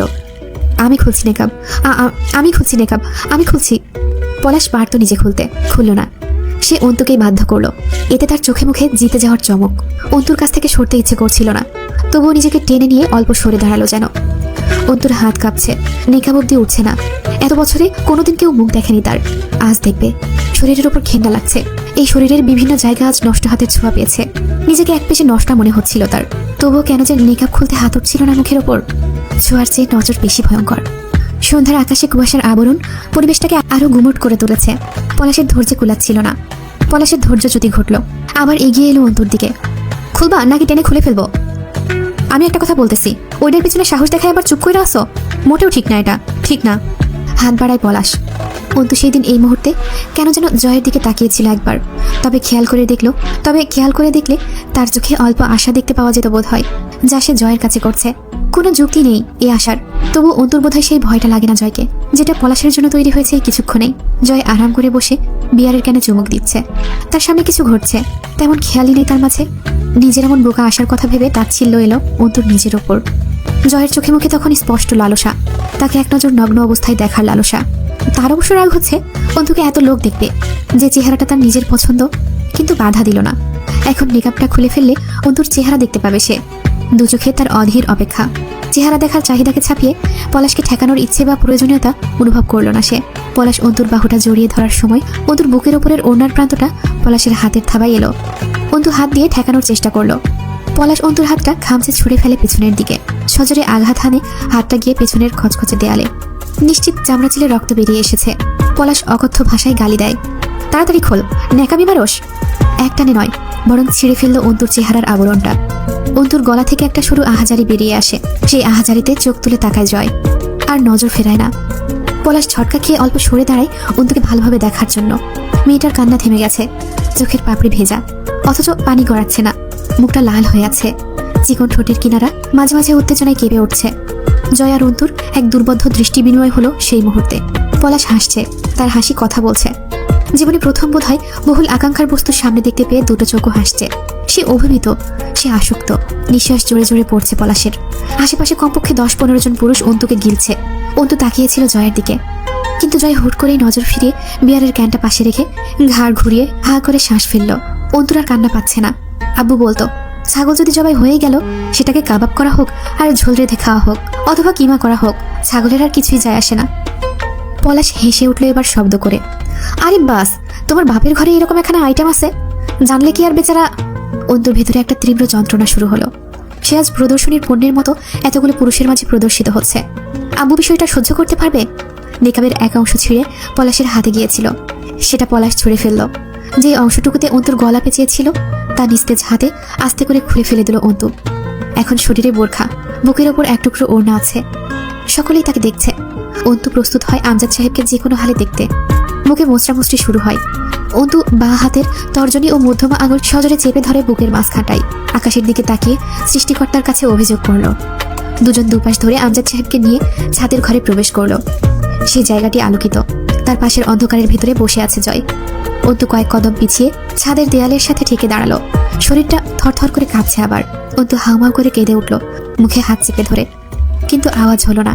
আমজাদ সাহেব থরথর করে কাঁপা হাতটা বাড়াতে চায়। চোখে মুখে আতঙ্ক। ডেকে ওঠেন অস্পষ্ট স্বরে, অন্তু। অন্তু চোখ বুজে ফেলল। আমজাদ সাহেবের মুখটা থ্যাতলানো প্রায়। শার্টের অর্ধেকটা ছিঁড়ে গেছে, হাতে কাঁচা কাঁচা দাগ। টলছেন তিনি, চোখ খুলে রাখতে পারছিলেন না। ড্রাগ দেওয়া হয়েছে বোধহয়। মেহেদি রাঙানো দাড়িওয়ালা থুতনিতে গভীর থ্যাতলানো ক্ষত। কি দিয়ে মেরেছে এরা? অন্তু দৌড়ে গেল আব্বুর দিকে। পলাশ মাঝে এসে দাঁড়ালো। অন্তুর পুরো শরীরটা আন্দোলিত হয় পলাশের দেহের ধাক্কায়। মেয়েটা সঙ্গে সঙ্গে গুটিয়ে গেল, যেন একদম আগুনের দাপে পলিথিন যেমন ঝলসে যায় ঠিক তেমন। আমজাদ সাহেব কিছু বুঝলেন কিনা কে জানে। যতদূর সম্ভব কড়া ড্রাগ ওনার শরীরে। আমজাদ সাহেবের কোনো দিকে খেয়াল ছিল না। সে কেবল অবচেতন অথবা প্রায় অচেতন চোখে মেয়েকে দেখছিল। পলাশের হাতের বেষ্টনীতে গলাকাটা মুরগির মতো ছটফট করছে অন্তু। তার মাথা আলগা, বুকের ওড়না ঠিক নেই, মুখে পর্দা নেই। সহ্য করতে না পেরে টলমলে মাথা নামিয়ে নিলেন। ভিখারির মতো ভিক্ষা চেয়ে উঠলেন, ও পলাশ, আব্বা আমার মেয়েটাকে ছেড়ে দাও আব্বা, ও বাচ্চা মানুষ। পাপা আমার ছেলে করেছে, আমি করেছি, জন্ম দিয়েছি। ও তো কিছু করে নাই আব্বা, ও তুমি কি করেছো ওর সাথে? আমার মেয়ের পর্দা কই? ও ছোট মানুষ বাপ, ওকে ছাড়ো। তুমি আমাকে মারো। ও পলাশ, আমাকে মারো, দেখবে ঠিক অন্তিক আসবে। তুমি আমাকে আরো মারো পলাশ। পলাশ শোনো, আমি আমার সব কিছু দিয়ে দেবো। তুমি কত টাকা পাও তার ডাবল দিয়ে দেবো পলাশ। তার বলা কিছু শব্দ বোঝা গেল, কিছুটা আর্তনাদ অস্পষ্ট জমা হলো কুয়াশাচ্ছন্ন প্রকৃতির আবহাওয়ায় বোধ হয়। জয় এক দৃষ্টিতে চেয়েছিল আমজাদ সাহেবের দিকে। ওর ভেতরটা রাগে নাকি হিংসায় বা জিদে জ্বলে উঠল। ও মার খেয়েছে, কতবার কতভাবে মার খেয়েছে। শরীরের বিভিন্ন স্থানে বাঁশ সই গাঁথা হয়েছিল, তার উপর লবণ না দিয়ে পার্টির ছেলেরা বিট লবণের গুঁড়ো ছিটাতো। খুব চিৎকার করেছে জয় বন্ধ ঘরে। কই, কেউ তো বলেনি বাপ ছেলেটাকে ছেড়ে দাও, আর কষ্ট দিও না আমার জয়কে। ন্যাকামি যত্ত সব। জয়কে বেঁচে নেই, সেসব আঘাতের দাগ এখনো আছে শরীরে। এখন ওর রাত চলে পুরো দিনাজপুর সহ এই বাঁশের হাটে। ওর পিঠ বাঁকিয়ে হিপ বোনের উপরে কোমর সংলগ্ন কষে ঢুকাতে টান ফেলা হতো। তা চিকিৎসা করতে পিঠে স্টিলনেস রড ঢুকিয়ে কতদিন হাসপাতালের বেডে মরার মতো ফেলে রাখা হয়েছিল ওকে। ওর তো বাপ মা কেউ আসেনি, বেশি পরিমাণ ড্রাগ দেওয়া হয়েছিল, ফলে নাক মুখ এমনকি চোখের পানির সাথে রক্ত উঠে আসতো। তার জন্য এভাবে কেউ কাঁদেনি, শুধু হামজা প্রতিবেলায় ঢাকা মেডিকেল কলেজে যাতায়াত করত। তরু তখন ছোট, প্রায় সে থাকতো জয়ের পাশে। এই অবস্থায় মেয়ের জন্য এত ছটফটানি বাপের? বাপেরা কি এমন হয়? সব বাপ। তাইলে তার বাপ কেন এমন হলো না? তাকে ফেলে রেখে ওপারে চলে গেছে, ফেলে গেছে তাকে এই দুনিয়ার নষ্টামি করে বেড়ানোর জন্য। ঢোক গিলল জয়, 2 ঢোক মদ গিলল। হিংসা হচ্ছে অন্তুর ওপর, ঘেন্না আসছে। ওই মেয়ে বহুতবার অপমান করেছে ওকে ভার্সিটিতে, আজ অন্তুরও অপমান হয়েছে। বাঁচাতে যায়নি জয়, শোধ। পলাশ অন্তুর হাতটা আরো শক্ত করে জোরে ধরে হাসলো। কাকা, ডাক্তার, কসাই আর আমরা যদি মানুষের অনুরোধেই গলি, তাহলে এসব পেশা ছেড়ে ট্রাস্ট এনজিও খুলতে হবে, যেখানে মানুষ, গরু, সব ধরনের প্রাণীর যান বাঁচানো হবে, তাদের সব ইচ্ছা পূরণ করা হবে। ডাক্তার প্রতিদিন হাজার হাজার রোগীর মৃত্যু ঘোষণা দেয় হাতের পালস চেক করেই। তাদের মাঝে সব রোগীরই আত্মীয়রা চাচায়, কাঁদে, সেখানে কোনো একজনের কাদা বিশেষ লাগার চান্স নেই। কষাইয়ের ক্ষেত্রেও তাই, সব গরুই ছটফট করে, উঠে পালাতে চায়। তাই বলে সে কি জবাই করবে না? হ্যাঁ, আমাদের কাহিনীও সেম। আপনার মায়াডারে ভাল লাগছে, সুন্দর আছে, সকলেই কাবু, আমিও। মায়াডারে দেন সব মাপ। আমজাদ সাহেবের বোধশক্তি ড্রাগের প্রভাবে বিলুপ্ত প্রায়। পলাশ একটা চমৎকার প্রস্তাব দিল। কাকা, আমার অনেকগুলো হোটেল আছে, জানেন তো, অনেক মেয়েরা কাজ করে সেখানে। মানে বুঝতেই পারতেছেন আমি কি বলছি? আপনাদের এত অভাব, আপনার মেয়ে ভালো আয় করবে। আমজাদ সাহেব ঢলে পড়লেন মেঝের ওপর। ঢিপ করে আওয়াজ হলো যখন তার মাথা ছাদের ওপর পড়ল। পলাশ অন্তুর কাঁধে নিজের মাথাটা রেখে জোর করেই কুকুর যেমন গন্ধ সুখে ওভাবেই নাক টেনে বৃষ্টি আওয়াজ করে মুখ দিয়ে। অন্তুর হাতে যেখানটায় পলাশ টেনে ধরেছিল সেখানটায় শিরা ফুলে উঠেছে, রক্ত সঞ্চালন বন্ধ হয়ে যাওয়ার উপক্রম। অন্তুর এর মাঝেই নিজের উপর তাচ্ছিল্য হয়। সিনেমায় এমন দৃশ্য দেখে মানুষ, বাস্তবে তো আড়ালে ঘটে এইসব, তাই মানুষ প্র্যাকটিক্যালি দেখতে পায় না। আচ্ছা, আখির সাথে কি হয়েছিল? এরাই কি করেছিল সেসব? যারা এদের শিকার হয় তারা আর বেঁচে থাকে না মানুষকে তাদের উপর হওয়া অত্যাচারের বর্ণনা করার জন্য। তাই মানুষগুলো কঠিন সত্যগুলোকে আজও সিনেমার দৃশ্যের নাম দেয়। পলাশ হাত ছেড়ে দেয়, এক হাতে অন্তুর চুলগুলো মুঠো করে ধরে, অপর হাতে অন্তুর কোমরটা পেঁচিয়ে ধরে, নাকটা অন্তুর গলার কাছে ঘেঁষে খুব আরাম করে। জয় উঠে দাঁড়ায় চট করে। ছাড়েন ভাই। পলাশ শুনল না। জয় মনোযোগ দিয়ে হাতের নখের কোনা কামড়ে নখ কেটে বলল, ছাড়েন, ছেড়ে দেন ওকে। কথা শেষ করে চোখ তুলে তাকালো এবার। অন্তু চোখ বুজে আছে, ঝরঝর করে চোখে পানি বেয়ে পড়ছে, ঘেন্নায় চেহারাটা কুচকে আছে। জয় ডেকে উঠল, পলাশ ভাই। পলাশ পেছন ফেরে, হুঁ, ছাড়েন ওরে, আর দরকার নাই, এই যথেষ্ট, আর না, ও বিরক্ত হচ্ছে মনে হয়। পলাশ খুব তৃপ্তি করে হাসলো। চুপচাপ গিলে যা আপাতত, পরে ভাগ দেব। জয় উঠে এগিয়ে গিয়ে শান্ত হাতটা পলাশের হাতের উপর রাখে। ভাই ছাড়েন ওরে, ছাড়তে বলছি আমি। লুকানো জিদ জয়ের স্বরে। পলাশও জিদ করে শক্ত করে চেপে ধরতে যায় জয়কে। ওর ছেলেরা পজিশন নিচ্ছে নিজেদের। আচমকায় জয় জানোয়ারের মতো গর্জে উঠল, ছাড়, ছাড়তে বলতেছি না, ছাড়। পুরো রূপটপ কম্পিত হলো সেই স্বরে, একদম গুমট হয়ে উঠল পরিবেশটা। খ্যাপা মহিষের মতো শ্বাস ফেলল জয়। পলাশের হাতটা খামচে ধরে অন্তর কোমর থেকে সরিয়ে দেয় জয়। তার চেহারা দেখতে তখন মানুষের মতো লাগছিল না, জেদে বেসামাল। অন্তর হাতটা তখনও পলাশের থাবায়। জয় পলাশের হাতের উপর নখ গেঁথে দিয়ে দাঁতে দাঁত ঘষে নিজেকে সামলাতে চেষ্টা করলো। ছেড়ে দেন পলাশ ভাই, জিদ উঠতেছে আমার। পলাশ হেসে উঠল, জয় আমি জানি তুই খ্যাপা, তবে পাগল বা বোকা না, ও এখন আমার জিনিস। আমি কি জিনিস তুই জানিস, কিন্তু এখন এরকম বোকামি করতেছিস কেন ভাই? কার সাথে কি করতেছিস, হুঁশ আছে? এই বেটিরে ছাড়াইতে তুই কেমনে কি জয় আমার সাথে? জয় পলাশের হাত মুচড়াতে মুচড়াতে বলল, ব্যাপার সেটা না পলাশ ভাই, আপনি ওরে ধরেন, সমস্যা তো নাই। আপনার ইচ্ছা করতেছে আপনি ধরবেন, এরপর যা মনে চাই করবেন, পারলে টেনে টুনে ছিঁড়ে ফেলবেন। সত্যি বলতেছি, এটাতে আমার কিচ্ছু যায় আসে না, কিন্তু আপনি আমার কথা শুনবেন না। ভিতরে কেমন জানি শুয়োর নাচতেছে ভাই, মন চাচ্ছে সবগুলোর একদম ছেঁটে ফেলি। আপনার ইচ্ছে হয়েছে আপনি ওরা ধরবেন, কিন্তু আমি যে বললাম ছাড়েন, এই কথাটা মানার জন্য হলেও আপনার ওরা ছেড়ে দেওয়ার ছিল। ওকে ধরাটা সমস্যা না, আমি যে বললাম ছাড়েন, এটা আপনি শুনতেছেন না। এটাই সমস্যা। একবার না, বেশ কয়েকবার কইছি ছাড়তে। পলাশের লোকেরা ক্ষিপ্ত পায়ে এগিয়ে আসে জয়ের দিকে। চারপাশে তখন ঘন অন্ধকার কুয়াশার ভিড়। জয় খিচে এক টান মেরে অন্তুকে ছাড়িয়ে নেয় পলাশের হাত থেকে। পলাশ অল্প ছিটকে পড়ল। জয় পেছনের শার্ট উঁচিয়ে হোল্ডস্টার থেকে পিস্তল বের করে হাতে রাখতে সকলে একটু পিছিয়ে গেল। অন্তু দৌড়ে গিয়ে বসলো আব্বুর পাশে। অল্প আলোতে দেখতে পায় আব্বুর কান সহ বিভিন্ন স্থান পুড়িয়ে দেওয়া হয়েছে সিগারেট ঠেকিয়ে। ত্বক ঝলসে গেছে সেই সব স্থানের। অন্তুর চোখের সামনে ভাসছে যখন আব্বুর কানে জ্বলন্ত সিগারেটের হালকা চামড়া বিদীর্ণ করে ক্ষত তৈরি করেছিল, তখন কেমন লেগেছিল আব্বুর। আর্তনাদ করে থামতে বলেছিল ওদের। জয় পিস্তলের ব্যারেল টেনে বুলেট লোড করে নিল। পলাশের চোখ মৃদু আলোতে জ্বলজ্বল করে উঠল। মুখে সেই প্যাচপ্যাচে হাসি, যা দেখতে ভীষণ ভয়ঙ্কর লাগে, যেন সূর্যগ্রহণের রাত। তার উপর পলাশের মৃদু আওয়াজ, অমানসিক হাসি রাতটাকে কুলসিত নাম দিচ্ছিল। পলাশ বলল, জয়, আমি কিন্তু পলাশ অজগর। আমার মাথা সবসময় ঠান্ডা বাপ, একদম বরফের মতো ঠান্ডা। আমার ইশারায় মানুষও ঠিক ওইভাবেই রক্ত জমাট বেঁধে মরে। জয় হেসে ফেলল। পিস্তলের মুজেল দিয়ে গলা চুলকে বলল, পরশুদিন ভোট কেন্দ্রে আপনার মতো পলাশ আর মাঝারের মতো খানকের সওয়াল যদি 2000-এর বেশিও উপস্থিত থাকে, আমি জয় আমির 1,000-এর মাঝে 100 করে লাশ বিছাবো। তাই দেখবেন বাকি 900টা ওদের জানাজায় উপস্থিত হবে। গন্ডগোল করার কেউ থাকবে না। সুষ্ঠু স্বাভাবিক ভোটে হামজা পাটোয়ারি পরশুদিন মেয়র নির্বাচিত হবে। জয় পিছিয়ে এসে অন্তুর কাছে ঝুঁকল। আরমিন, দ্রুত উঠাও তোমার বাপকে, আমরা বের হব জলদি, দ্রুত। কথা শেষ হলো না, এক খাবলি থুতু এসে পড়লো জয়ের মুখে। অন্তু বলে ওঠে, তোদের মতো জানোয়ারের বাচ্চাদের মাঝে কারো সাহায্য লাগবে না আমার। তোর মতো জারজদের কারো বাপকে বা মেয়েকে বাঁচাতে হবে না। পলাশের সরু হাসির আওয়াজ পাওয়া গেল। সাথে লোকগুলোও হাসছে জয়ের অবস্থা দেখে। জয় আরো চমৎকার করে হাসলো। অন্তুর ওড়না তুলে মুখের থুতুটুকু মুছে আর সুন্দর করে হাসলো আর বলল, তুমি আমায় থুতু দিলে তোমাকেও লোকে থুতু দেবে। সত্যি বলছি, তবে সেসব ঋণ মিটবার পরে।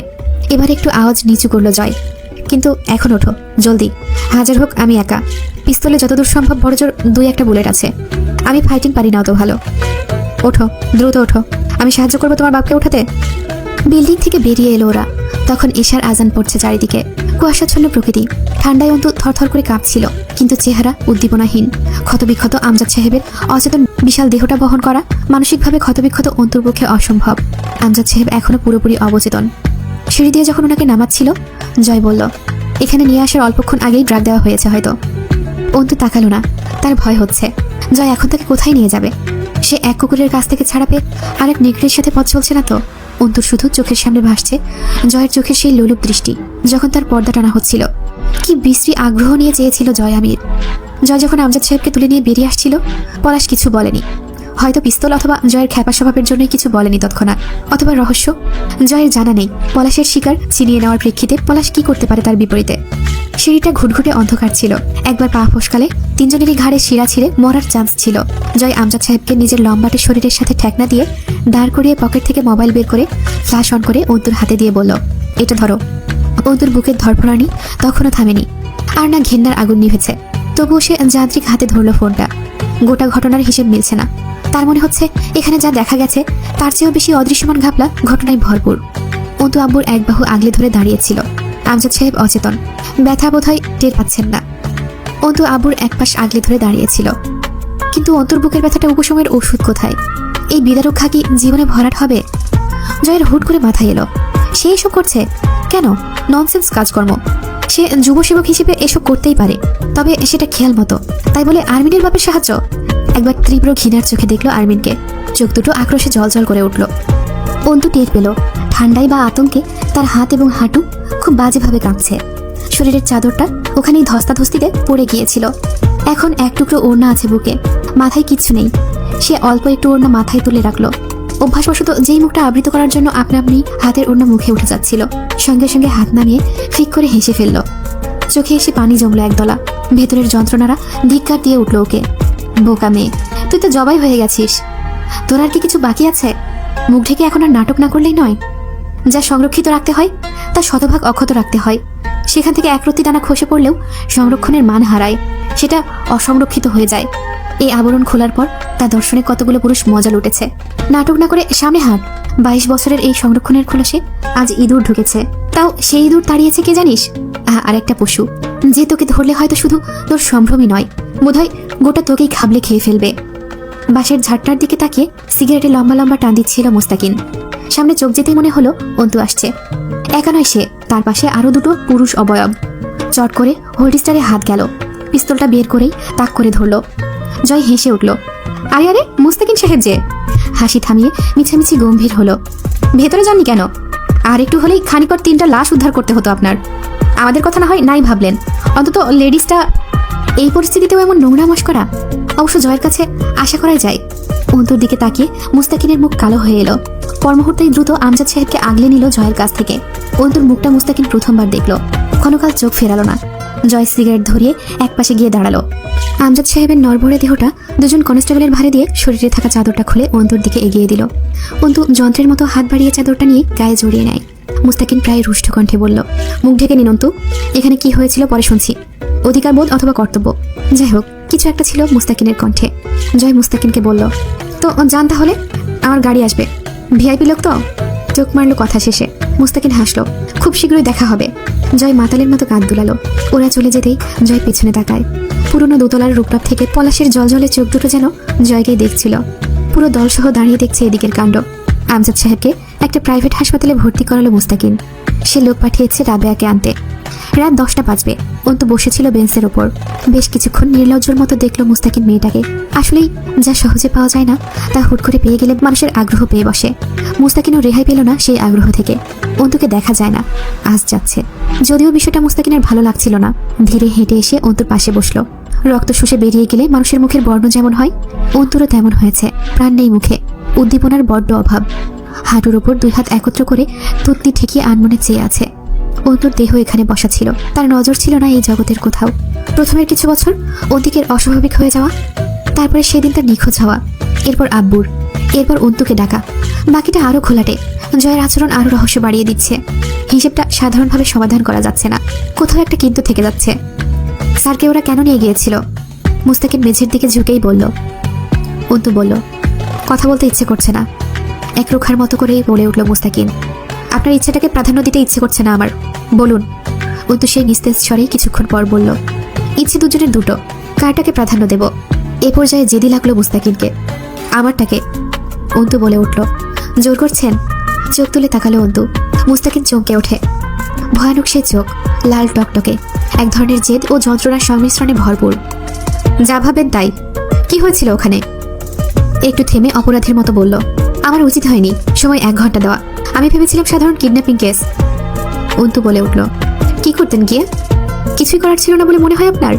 এই হাতে মার্ডারও করেছি ম্যাডাম। যখন উপরমহল থেকে ঘুষ খেয়ে আমাকে অর্ডার করা হয়েছে প্রমাণ নষ্ট করে আসামিকে ছেড়ে দিতে, রাতের অন্ধকারে লাশ বানিয়ে ছেড়ে দিয়েছি আসামিকে।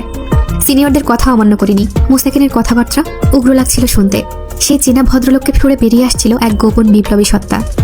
অন্তু কথা বলল না। তার নিজের কথা ভাবার অবকাশ নেই মস্তিষ্কে। সবটুকু জায়গা ভিড়ে আছে আব্বুর কানের সেই সিগারেটের পোড়া ক্ষত। ছুটে পালাতে ইচ্ছে করছিল কোনো দিকে। এই নোংরা দেহ কুলসিত জীবন ফেলে নির্জন জনমানব শূন্যের দিকটা তাকে ডাকছিল। চোখের সম্মুখটা অন্ধকার হয়ে এলো যখন, তখন ওপার থেকে আমজাদ সাহেব ডাকছেন। এই তো আমজাদ সাহেব দাঁড়িয়ে আছেন। আরে, পরনে সাদা ধবধবে পাঞ্জাবি, এত অভিজাত লাগছে আব্বুকে দেখতে। অন্তু ছুটে যায় আব্বুর দিকে। আব্বুর ডান হাতে তর্জনী আঙুল চেপে ধরে তারা হাঁটতে যাচ্ছে। তারা চলছে, আর আসছে না দৃশ্যটা। সবটা অন্ধকার, রাত হয়ে গেছে। এই তো সবে বসন্তের বিকেল ছিল, এত তাড়াতাড়ি রাত নামলো, সব ফুরিয়ে গেল। মুস্তাকিন চমকে উঠল। ধপ করে পড়ে গেছে অন্তুর শরীরটা বেঞ্চের ওপর থেকে। ওকে ধরে উল্টাতেই মুস্তাকিন থমকালো। অন্তুর নাক বেয়ে রক্তের প্রবাহ নেমেছে। ঠোঁটের কাছে দাঁত আটকে আছে। দাঁত ছাড়লে নিশ্চিত ঠোঁট কেটে রক্ত বেরিয়ে আসবে। ডাক্তার পালস রেট চেক করতে কবজি ধরেই বললেন, কিসের ট্রমায় আছে এইটুকু মেয়ে? পোশাকের এই হাল কেন? আপনার কি হয় মেয়েটা? মুস্তাকিন জবাব দিল না। কে হয় অন্তুর? ও জানে না। অন্তুকে জানানো হলো না মুস্তাকিনের। আখির কেসটা হাতে নেওয়ার পর পলাশি তাকে হুমকি দেয় চিরকুট পাঠিয়ে। ফোন কলে বাজে ভাষায় গালি দিয়েছিল, খুন করার হুমকি দিয়েছিল। আখির রেপ এবং মার্ডারের সাথে ওতপ্রোতভাবে জড়িত ছিল পলাশ। তবে সে একা নয়, আরো কেউ বা কারা আছে। মেয়েটা আপনার স্যারের মেয়ে, তাই তো?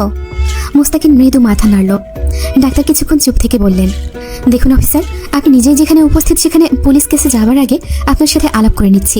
মেয়েটার কথায় পরে আসছি। ওর বাবার শরীরে ভালো মাত্রায় বুপ্রেনড্রোফিন ড্রাগ ইনজেকশন পুশ করা হয়েছে। সাথেই যে চোরাই আঘাতের চিহ্নগুলো রয়েছে দেহে, পরবর্তীতে সেসব স্থানে টিউমার এবং তা থেকে ক্যান্সার সৃষ্টি অবধি হওয়ার সম্ভাবনা রয়েছে। বুঝতেই পারছেন কেমন চোরাই মারের শিকার হয়েছেন লোকটা। কিন্তু এইসব কারা করেছে, কেন করেছে? এখন প্রশ্ন উঠলেই চিকিৎসকবাদী কেস ফাইল করা আমাদের কর্তব্য। সেটা আপনার জন্য ঠেকে রইল। এরকম একটা কেসে আমরা এভাবে চুপ থাকি না, কিন্তু যেখানে স্বয়ং আপনি, তবুও থানায় জানাতে। মুস্তাকিন ব্যস্ত হয়ে উঠল। বুঝতে পেরেছি, ওসবের আর দরকার নেই। অন্তু মানে মেয়েটার কি অবস্থা সেটা বলুন ডক্টর। গভীর ক্ষত মানসিকতায় কোনো ঘটনা তাকে আঘাত করেছে, যা তার জন্য একযোগে নেওয়া বোধহয় কঠিন হয়ে পড়েছে। আমরা বোকা নই অফিসার। ওর কন্ডিশন যেটুকু দেখেছি এবং গেট আপ যা ছিল এখানে আসার পর, আই থিঙ্ক ওকে রেপ করার চেষ্টা করা হয়েছে। পরনে বোরখা ছিল, তাও অক্ষত নয়। আবার ওর বাবার এই হাল। আপনি কি কিছু লুকাতে চাচ্ছেন? একটা মেয়ের জন্য ব্যাপারটা মরণসম প্রেশার, ইম্প্যাক্ট তার মানসিকতার উপর পড়বে। আপনারা ব্যাপারটাকে ফ্যান্টাসি হিসেবে নিচ্ছেন যেন। কোনো রকম পদক্ষেপ নেই। আমি বুঝতে পারছি না বিষয়টা। এই নিয়ে কোনো ঝামেলা হবে না তো? ব্যাপারটা ব্যাপক গোলমেলে। মানে মুস্তাকিন থামালো। রিল্যাক্স ডাক্তার সাহেব, আসলে আমি নিজেও পুরোটা জানি না। হয়েছে অনেক কিছু, তা আমিও জানি। তবে ওদের এক্সাক্ট অবস্থা জানতে চাচ্ছি।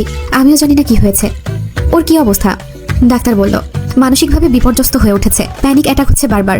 মেন্টালি প্রেশার ফিল করছে অতিরিক্ত, যে কারণে বিভিন্ন ধরনের হ্যালুসিনেশন ক্রিয়েট হচ্ছে ওর সামনে। ইলিউশন আসছে মস্তিষ্কে। She needs some mental support and lots of rest. নির্বাচনের সকালে ঘুম ভাঙলো 10টায়। এখনো অবধি বাইরে সবই ঠিকঠাক। দলের কাউকে কোনো কেন্দ্রে এজেন্ট হিসেবে রাখেনি হামজা। কারচুপির বদনাম ছাড়া পুলিশ ভোটে জিততে চায় সে। শুরুতে ক্যারিয়ারটা সর্বোচ্চ দাগমুক্ত রাখতে হবে। সামনের ধাপগুলো মানুষের আস্থা নিয়ে এগোতে হবে। ঝন্টু সাহেব নির্বাচনে নেই। মাঝারের শরীর এখন পুরোপুরি ভালো না, তবে টুকটাক চলাফেরা করতে পারে। সবকিছুর বদলা হিসেবে আজ ভোট কেন্দ্রগুলোতে খুব খারাপ কিছু ঘটার চান্স রয়েছে। আবার সারাদিন না হোক, ভোট গণনা অথবা ঘোষণার পরেও ঝামেলা হতে পারে। তুলি এসে বসলো হামজার পাশে। ভাই, কোয়েলের দুধ ফুরিয়ে গেছে, একটু কাউকে পাঠা, দুধ এনে দিতে বল। হামজার সাথে তুলির সম্পর্ক ভালো না, আগে ছিল, এখন নেই। এখন দুজন দুজনের সাথে কথা বলতেও আটকে যায়। সীমান্ত মণ্ডলের সঙ্গে পালিয়ে বিয়ে করার পরিণামে দুই ভাই বোনের এই দূরত্ব। সীমান্তর এত মারধর সহ্য করেও তুলি বাড়িতেই রয়ে গেছিল। হামজা আনতে যায়নি, আসলেও বলে না চলে যেতে। হামজা তুলির কাছে বাচ্চাদের মতো অনুরোধ করেছিল সীমান্তকে ভুলে যেতে। এরপরেও তুলির এই পদক্ষেপ হামজাকে বহুদূর টেনে এনেছে। জয় উঠে এসে ঝাড়ি মারল একটা। কাঁদছে কেন মেয়ে? দুধ ফুরিয়ে যাবার পর বলছিস কারণ কি? সেই সময়টুকু কি দুধের পাতিল গুলিয়ে খাওয়ানোর পরিকল্পনা থাকে? এইসব বেটিরা বাচ্চা মানুষ করছে। তুলি কিছু বলল না। সে ব্যতিক্রম কিছু আশা করছে না জয়ের কাছে। সাদা ধবধবে লুঙ্গি পরনে, যেটা দেখলে হামজা প্রায় বলে, তুই কি লালন ফকিরের ভক্ত? ওরা এমন কাফনের কাপড়ের মতো লুঙ্গি পরে। হামজা তখনও বসেছিল সোফাতে, চিন্তিত মুখ, উদ্বেগে ভ্রু কুচকে আছে। সোফাতে মাথা ঠেকিয়ে কপালে আঙুল চালাচ্ছিল। জয় কথা বলল না। হামজা সেদিনের পর আজ 2 দিন কথা বলে না জয়ের সাথে। এরকম বেহুদা কাজ যে জয় এই প্রথম করেছে এমন নয়। বন্ধুকে শত্রুতায় পরিণত করতে তার হাত দক্ষ। তাও আবার অহেতুক সব কারণে উল্টাপাল্টা কাজ করে বেড়ায়। রুমে গিয়ে লুঙ্গির ওপর খয়েরি রঙের একটা শার্ট পরে বেরিয়ে গেল বাইরে। গোয়ালার ফার্ম বাড়ি থেকে কিছু দূর হেঁটে। আজও নিচতলায় ওয়ার্কশপে কাজ চলছে। রাস্তায় লোকজনের চলাচল দেখলো। কেউ ভোট দিয়ে আসছে, কেউ যাচ্ছে। একটা অন্যরকম আমেজ দেখা গেল রাস্তায়। পোস্টারগুলো এখনো সেটে রাখা অথবা ঝুলছে ওপরের তারে। যাওয়ার সময় সাথে রাহাত ছিল। জয় হাঁটার সময় হাতে লুঙ্গি উঁচিয়ে ধরে হাঁটে। লম্বা চিপচিপে জোয়ান শরীরে লুঙ্গিতে অন্যরকম আভিজাত্য ফুটে ওঠে তার শরীরে। পায়ে চামড়ার স্যান্ডেল, বেল্ট খোলা, হাতে একটা রূপোর বালা। আশেপাশের লোকেরা যারা হামজাকে ভোট দিয়ে ফিরছিল হাত উঁচু করে বৃদ্ধা আঙুলের টিকা দেখিয়ে ঘাড় নেড়ে হাসলো। রাস্তায় উঠতি বয়সের ছেলেরা সালাম ঠুকলো। দৌড়ে এলো কেউ কেউ হ্যান্ডশেক করার জন্য। ডেইরি ফার্মের পেছনে মাঝহারদের আস্থানা। সেখানে ঢুকতেই নাক কুচকে ফেললো রাহাত। ভাই, কেন ঢুকতেছেন? বাইরে খাড়াইয়া দুধলা ব্যাটারে ডাইকা আনি, গন্ধ লাগতেছে। জয় গুনগুন করে গান গাইল। আমার সোনার বাংলা, আমি তোমায় ভালোবাসি। জন্ম দিয়েছে তুমি মা, তাই তোমায় ভালোবাসি। গোয়ালের মাছ দিয়ে গান গাইতে গাইতে দিব্যি হেঁটে এগিয়ে গেল ভেতরের দিকে। রাহাত বুঝলো না জয় ভেতরে যাচ্ছে কেন। গোয়ালকে 5 লিটার দুধ ভরে রাখতে বলে লুঙ্গি কাছা মারতে মারতে এগিয়ে গেল ডেইরি ফার্মের চারপাশে দেয়া উঁচু দেয়ালের দিকে। তখনও গান গাইছে, জয় বাংলা, বাংলার জয়, হবে হবে হবে হবে জয়, জয় আমির আর জয় বাংলা। থেমে গেল, আবার গান ধরলো, জয় বাংলা, বাংলার জয়। লুঙ্গির কাছা পেছনে গুজে এক লাফে চড়ে গেল প্রাচীরের ওপর। অল্প একটু মাথা বের করে দেখলো ওপাশের মাঠে এক গোল মিটিং বসেছে। জয়ের ভাবনা ভুল হবার না। সেখানে মাঝার শুধু চেয়ারে স্ক্র্যাচে ভর করে বসে আছে। পলাশকে ওখানে দেখে হাসি পেল জয়ের। এই দুনিয়ায় জাদু বলতে যদি কিছু থাকে তো সেটা মানুষের রূপ পরিবর্তনের ব্যাপার। ম্যাজিকের মতো এক লহমায় নিজের পুরো ধারা বদলে আসল রূপে চলে আসতে মানবজাতি সময় নেয় না। এতদিন পলাশ স্বীকার করতো না যে মাঝারের সাথে তার সম্পর্ক ভালো। আবার তলে তলে হামজা ও জয়কেও হাত করে রেখেছিল নিজের শক্তি, কিছু গোপন ব্যাপার ও পার্টনারশিপ বহাল রাখতে। আরও একজন পিঠ এপাশ করে ঘাসের ওপর বসে আছে সেই মিটিংয়ে। তাকে দেখে জয়ের হো হো করে হাসি এলো। জোকারদের মতো মুখোশ, নেহায়েতই মুখোশ। অথচ মানুষ যেই মুখোশ পরে ভালো মানুষদের ধোকা দিয়ে তার সাথে মিশে থাকে, এটা বোধহয় খুব সস্তা তবে শক্ত মুখোশ। জয়ের এই বিষয়ে গর্ব আছে নিজের ওপর। সে অন্তত নিজের নোংরামগুলো সারাদিন সদিচ্ছায় স্বীকার করে বেড়ানোর বাহাদুরিটা আছে। সে কোনোদিন কারো কাছে নিজেকে ভালো প্রমাণ করতে চায় না। মিথ্যা রূপ প্রকাশ করে মানুষকে ধোকা দেওয়া সস্তা, ছোট লোকে কারবার মনে হয় তার। সে খারাপ, এটা তার বুক উঁচিয়ে বলার প্রবণতা আছে। নিজের সেই গুণটাকে সে ভালোবাসে। দুধটা রাহাতের হাতে দিয়ে জয় ভোট কেন্দ্রের দিকে গেল। রাহাতের কাছ থেকে ছোট্ট একটা ড্যাগার নিল, প্রয়োজনে প্রতিরক্ষার জন্য। পেছন থেকে ডাকলো, শোন। কন ভাই? বড় সাহেবকে গিয়ে বলবি দ্রুত যেন তৈরি হয়ে বেরিয়ে আসে বাইরে। আমাদের অনুপস্থিতিতে নাটক জমাতে পারে প্রতিদ্বন্দ্বীরা, সেইগুলো দেখা লাগবে তো। It's entertainment. নিঃশব্দ শীতের রাত, 1:30 পার হয়ে গেছে। ঘড়ির কাঁটার আওয়াজ কানে লাগছে। রাবেয়া বোধহয় তাহাজ্জুদের নামাজে বসেছেন। নিজের বিছানায় শুয়ে আছেন আমজাদ সাহেব। পিঠে থেতলে মারা হয়েছে, শুতে ভীষণ কষ্ট হচ্ছে। অন্তু পায়ের কাছে বসে রইল, চুপচাপ হাঁটুতে থুতনি ঠেকিয়ে। দুনিয়াটাকে তার পর মনে হয় খুব। মাথাটা শূন্য। জীবন এক নিষ্ঠুর খেলোয়াড় বুঝি। অন্তিক যেদিন বিয়ে করে আনলো, আমজাদ সাহেব ভৎসনা করেছিলেন তাকে। অন্তিক জবর তাড়া ছেলে, বিশেষ করে তাকে তুচ্ছ জ্ঞান করলে সে সইতে পারত না ছোট থেকেই। সেই দিন ওনার তাচ্ছিল্যটুকু গভীরভাবে লেগেছিল। অথচ সে বাপের সেই সকল কথার পেছনে ভালোবাসার শাসনটুকু এড়িয়ে গিয়েছিল। জিদের বসে এমন বহু সত্য মানুষ করে এড়িয়ে যায়। অন্তিকের মাথায় ভূত চাপলো। সে প্রমাণ করে দেখাবে সে রোজগার জানে, নিজের বউকে নিজে পালন করতে পারে। কিন্তু গয়না মার্জিয়া এনে দিয়েছিল বাপের বাড়ি থেকে। মার্জিয়া অন্তিকের চেয়েও বেশি জেদি। অন্তু নিশ্চিত পুরোটা অন্তিকের না, বরং বেশিরভাগ উৎসাহই মার্জিয়ার। কারণ সেদিন অপমান মার্জিয়াকে ঘিরেই করা হয়েছিল। সেই গয়না বন্ধক রেখে পলাশের কাছে সুদের চুক্তিতে টাকা নিল অন্তিক। কিন্তু পলাশ কোনো যেন তেন মহাজন নয়, একেবারে নরক থেকে উঠে আসা এক অভিশাপ। সুদের টাকা দেওয়ার জন্য আয়টা দোকানে হওয়ার কথা, তা পলাশের ছেলেরা প্রতিদিন টুকটাক করে চাঁদা তুলে খেয়ে ফেলতো। দোকান ভাড়া পড়তে শুরু করলো। অন্তিকের নিজের ব্যবসা খাড়া খড়া তো দূরের কথা, পুঁজিই ফুরিয়ে যেতে লাগলো। বাড়িতে কানাকড়ি আসার প্রশ্নই ওঠে না, কারণ দোকানের মাল দিন দিন কমে আসলো। পুঁজি নিশ্চিহ্ন হয়ে যাচ্ছিল। অথচ তখনই পলাশের পুরো আসল টাকা আর সপ্তাহের হিসেবে নির্দিষ্ট টাকার সুদ জমে জমে পাহাড় হচ্ছিল। অন্তিক লজ্জার মরণে একথা বাড়িতে বলার সাহস করতে পারেনি। যতদিনে সে বুঝতে পেরেছিল নিজের ভুল, ততদিনে আব্বুর সামনে এসে দাঁড়ানোর মুখ সে হারিয়ে ফেলেছিল।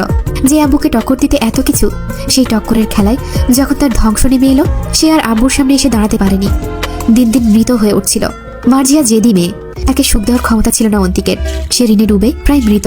আবার মার্জিয়ার বাপের বাড়ির গহনাও সে খেয়ে ফেলেছে। সে চাইলেও বউকে শাসন করতে পারেনি, বা সেই মানসিকতাই হয়তো ছিল না। শিক্ষিত একটা ছেলে সন্ত্রাস মহাজনের কাছে এভাবেই শোষিত হয়েছে। নিজের ব্যক্তিত্ব হারিয়ে ফেলেছিল খুব খারাপ ভাবে। মার্জিয়া সব জেনে শুনে গজরাতে পেরেছে। এই বাড়ির লোকদের দায়ী করতো সে এই অবস্থার জন্য। অন্তু এবং ওর বাবা মাকে এই জন্যই সহ্য করতে পারত না কোনোদিন। অন্তুর গাল বেয়ে টসটসে গরম জল গড়িয়ে পড়ল।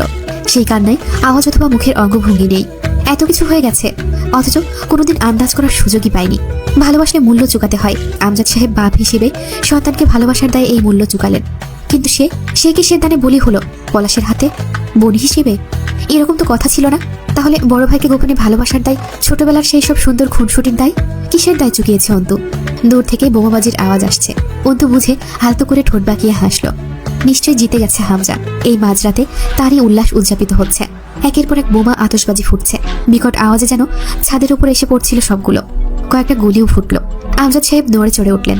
তবে কড়া ওষুধের প্রভাবে ঘুম ভাঙল না পুরো। তার খানিক বাদেই সেই মাঝরাতে বাড়ির সামনে দিয়ে বিশাল রবে মিছিল চলে গেল। এই উল্লাস ত্রাসের রাজত্ব শুরু হবার উল্লাস। শেষ রাতের দিকে থামলো উল্লাস। তবুও দূর থেকে ধুমধাম গানের আওয়াজ ভেসে আসছিল।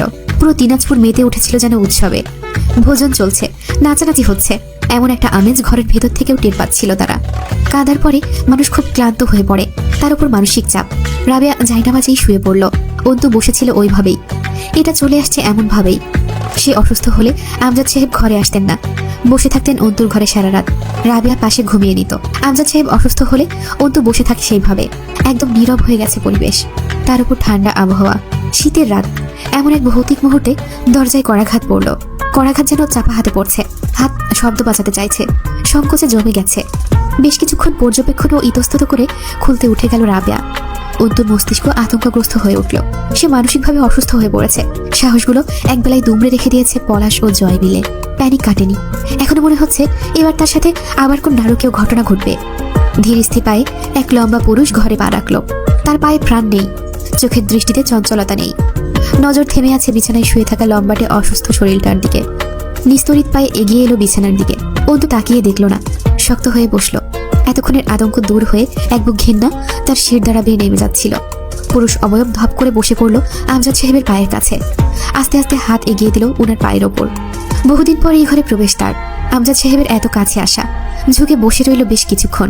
টপ টপ করে এক ফোঁটা জল পড়ে আমজাদ সাহেবের পায়ের ওপর বিছানার কম্বলে। অন্তু উঠে বেরিয়ে এলো রুম থেকে।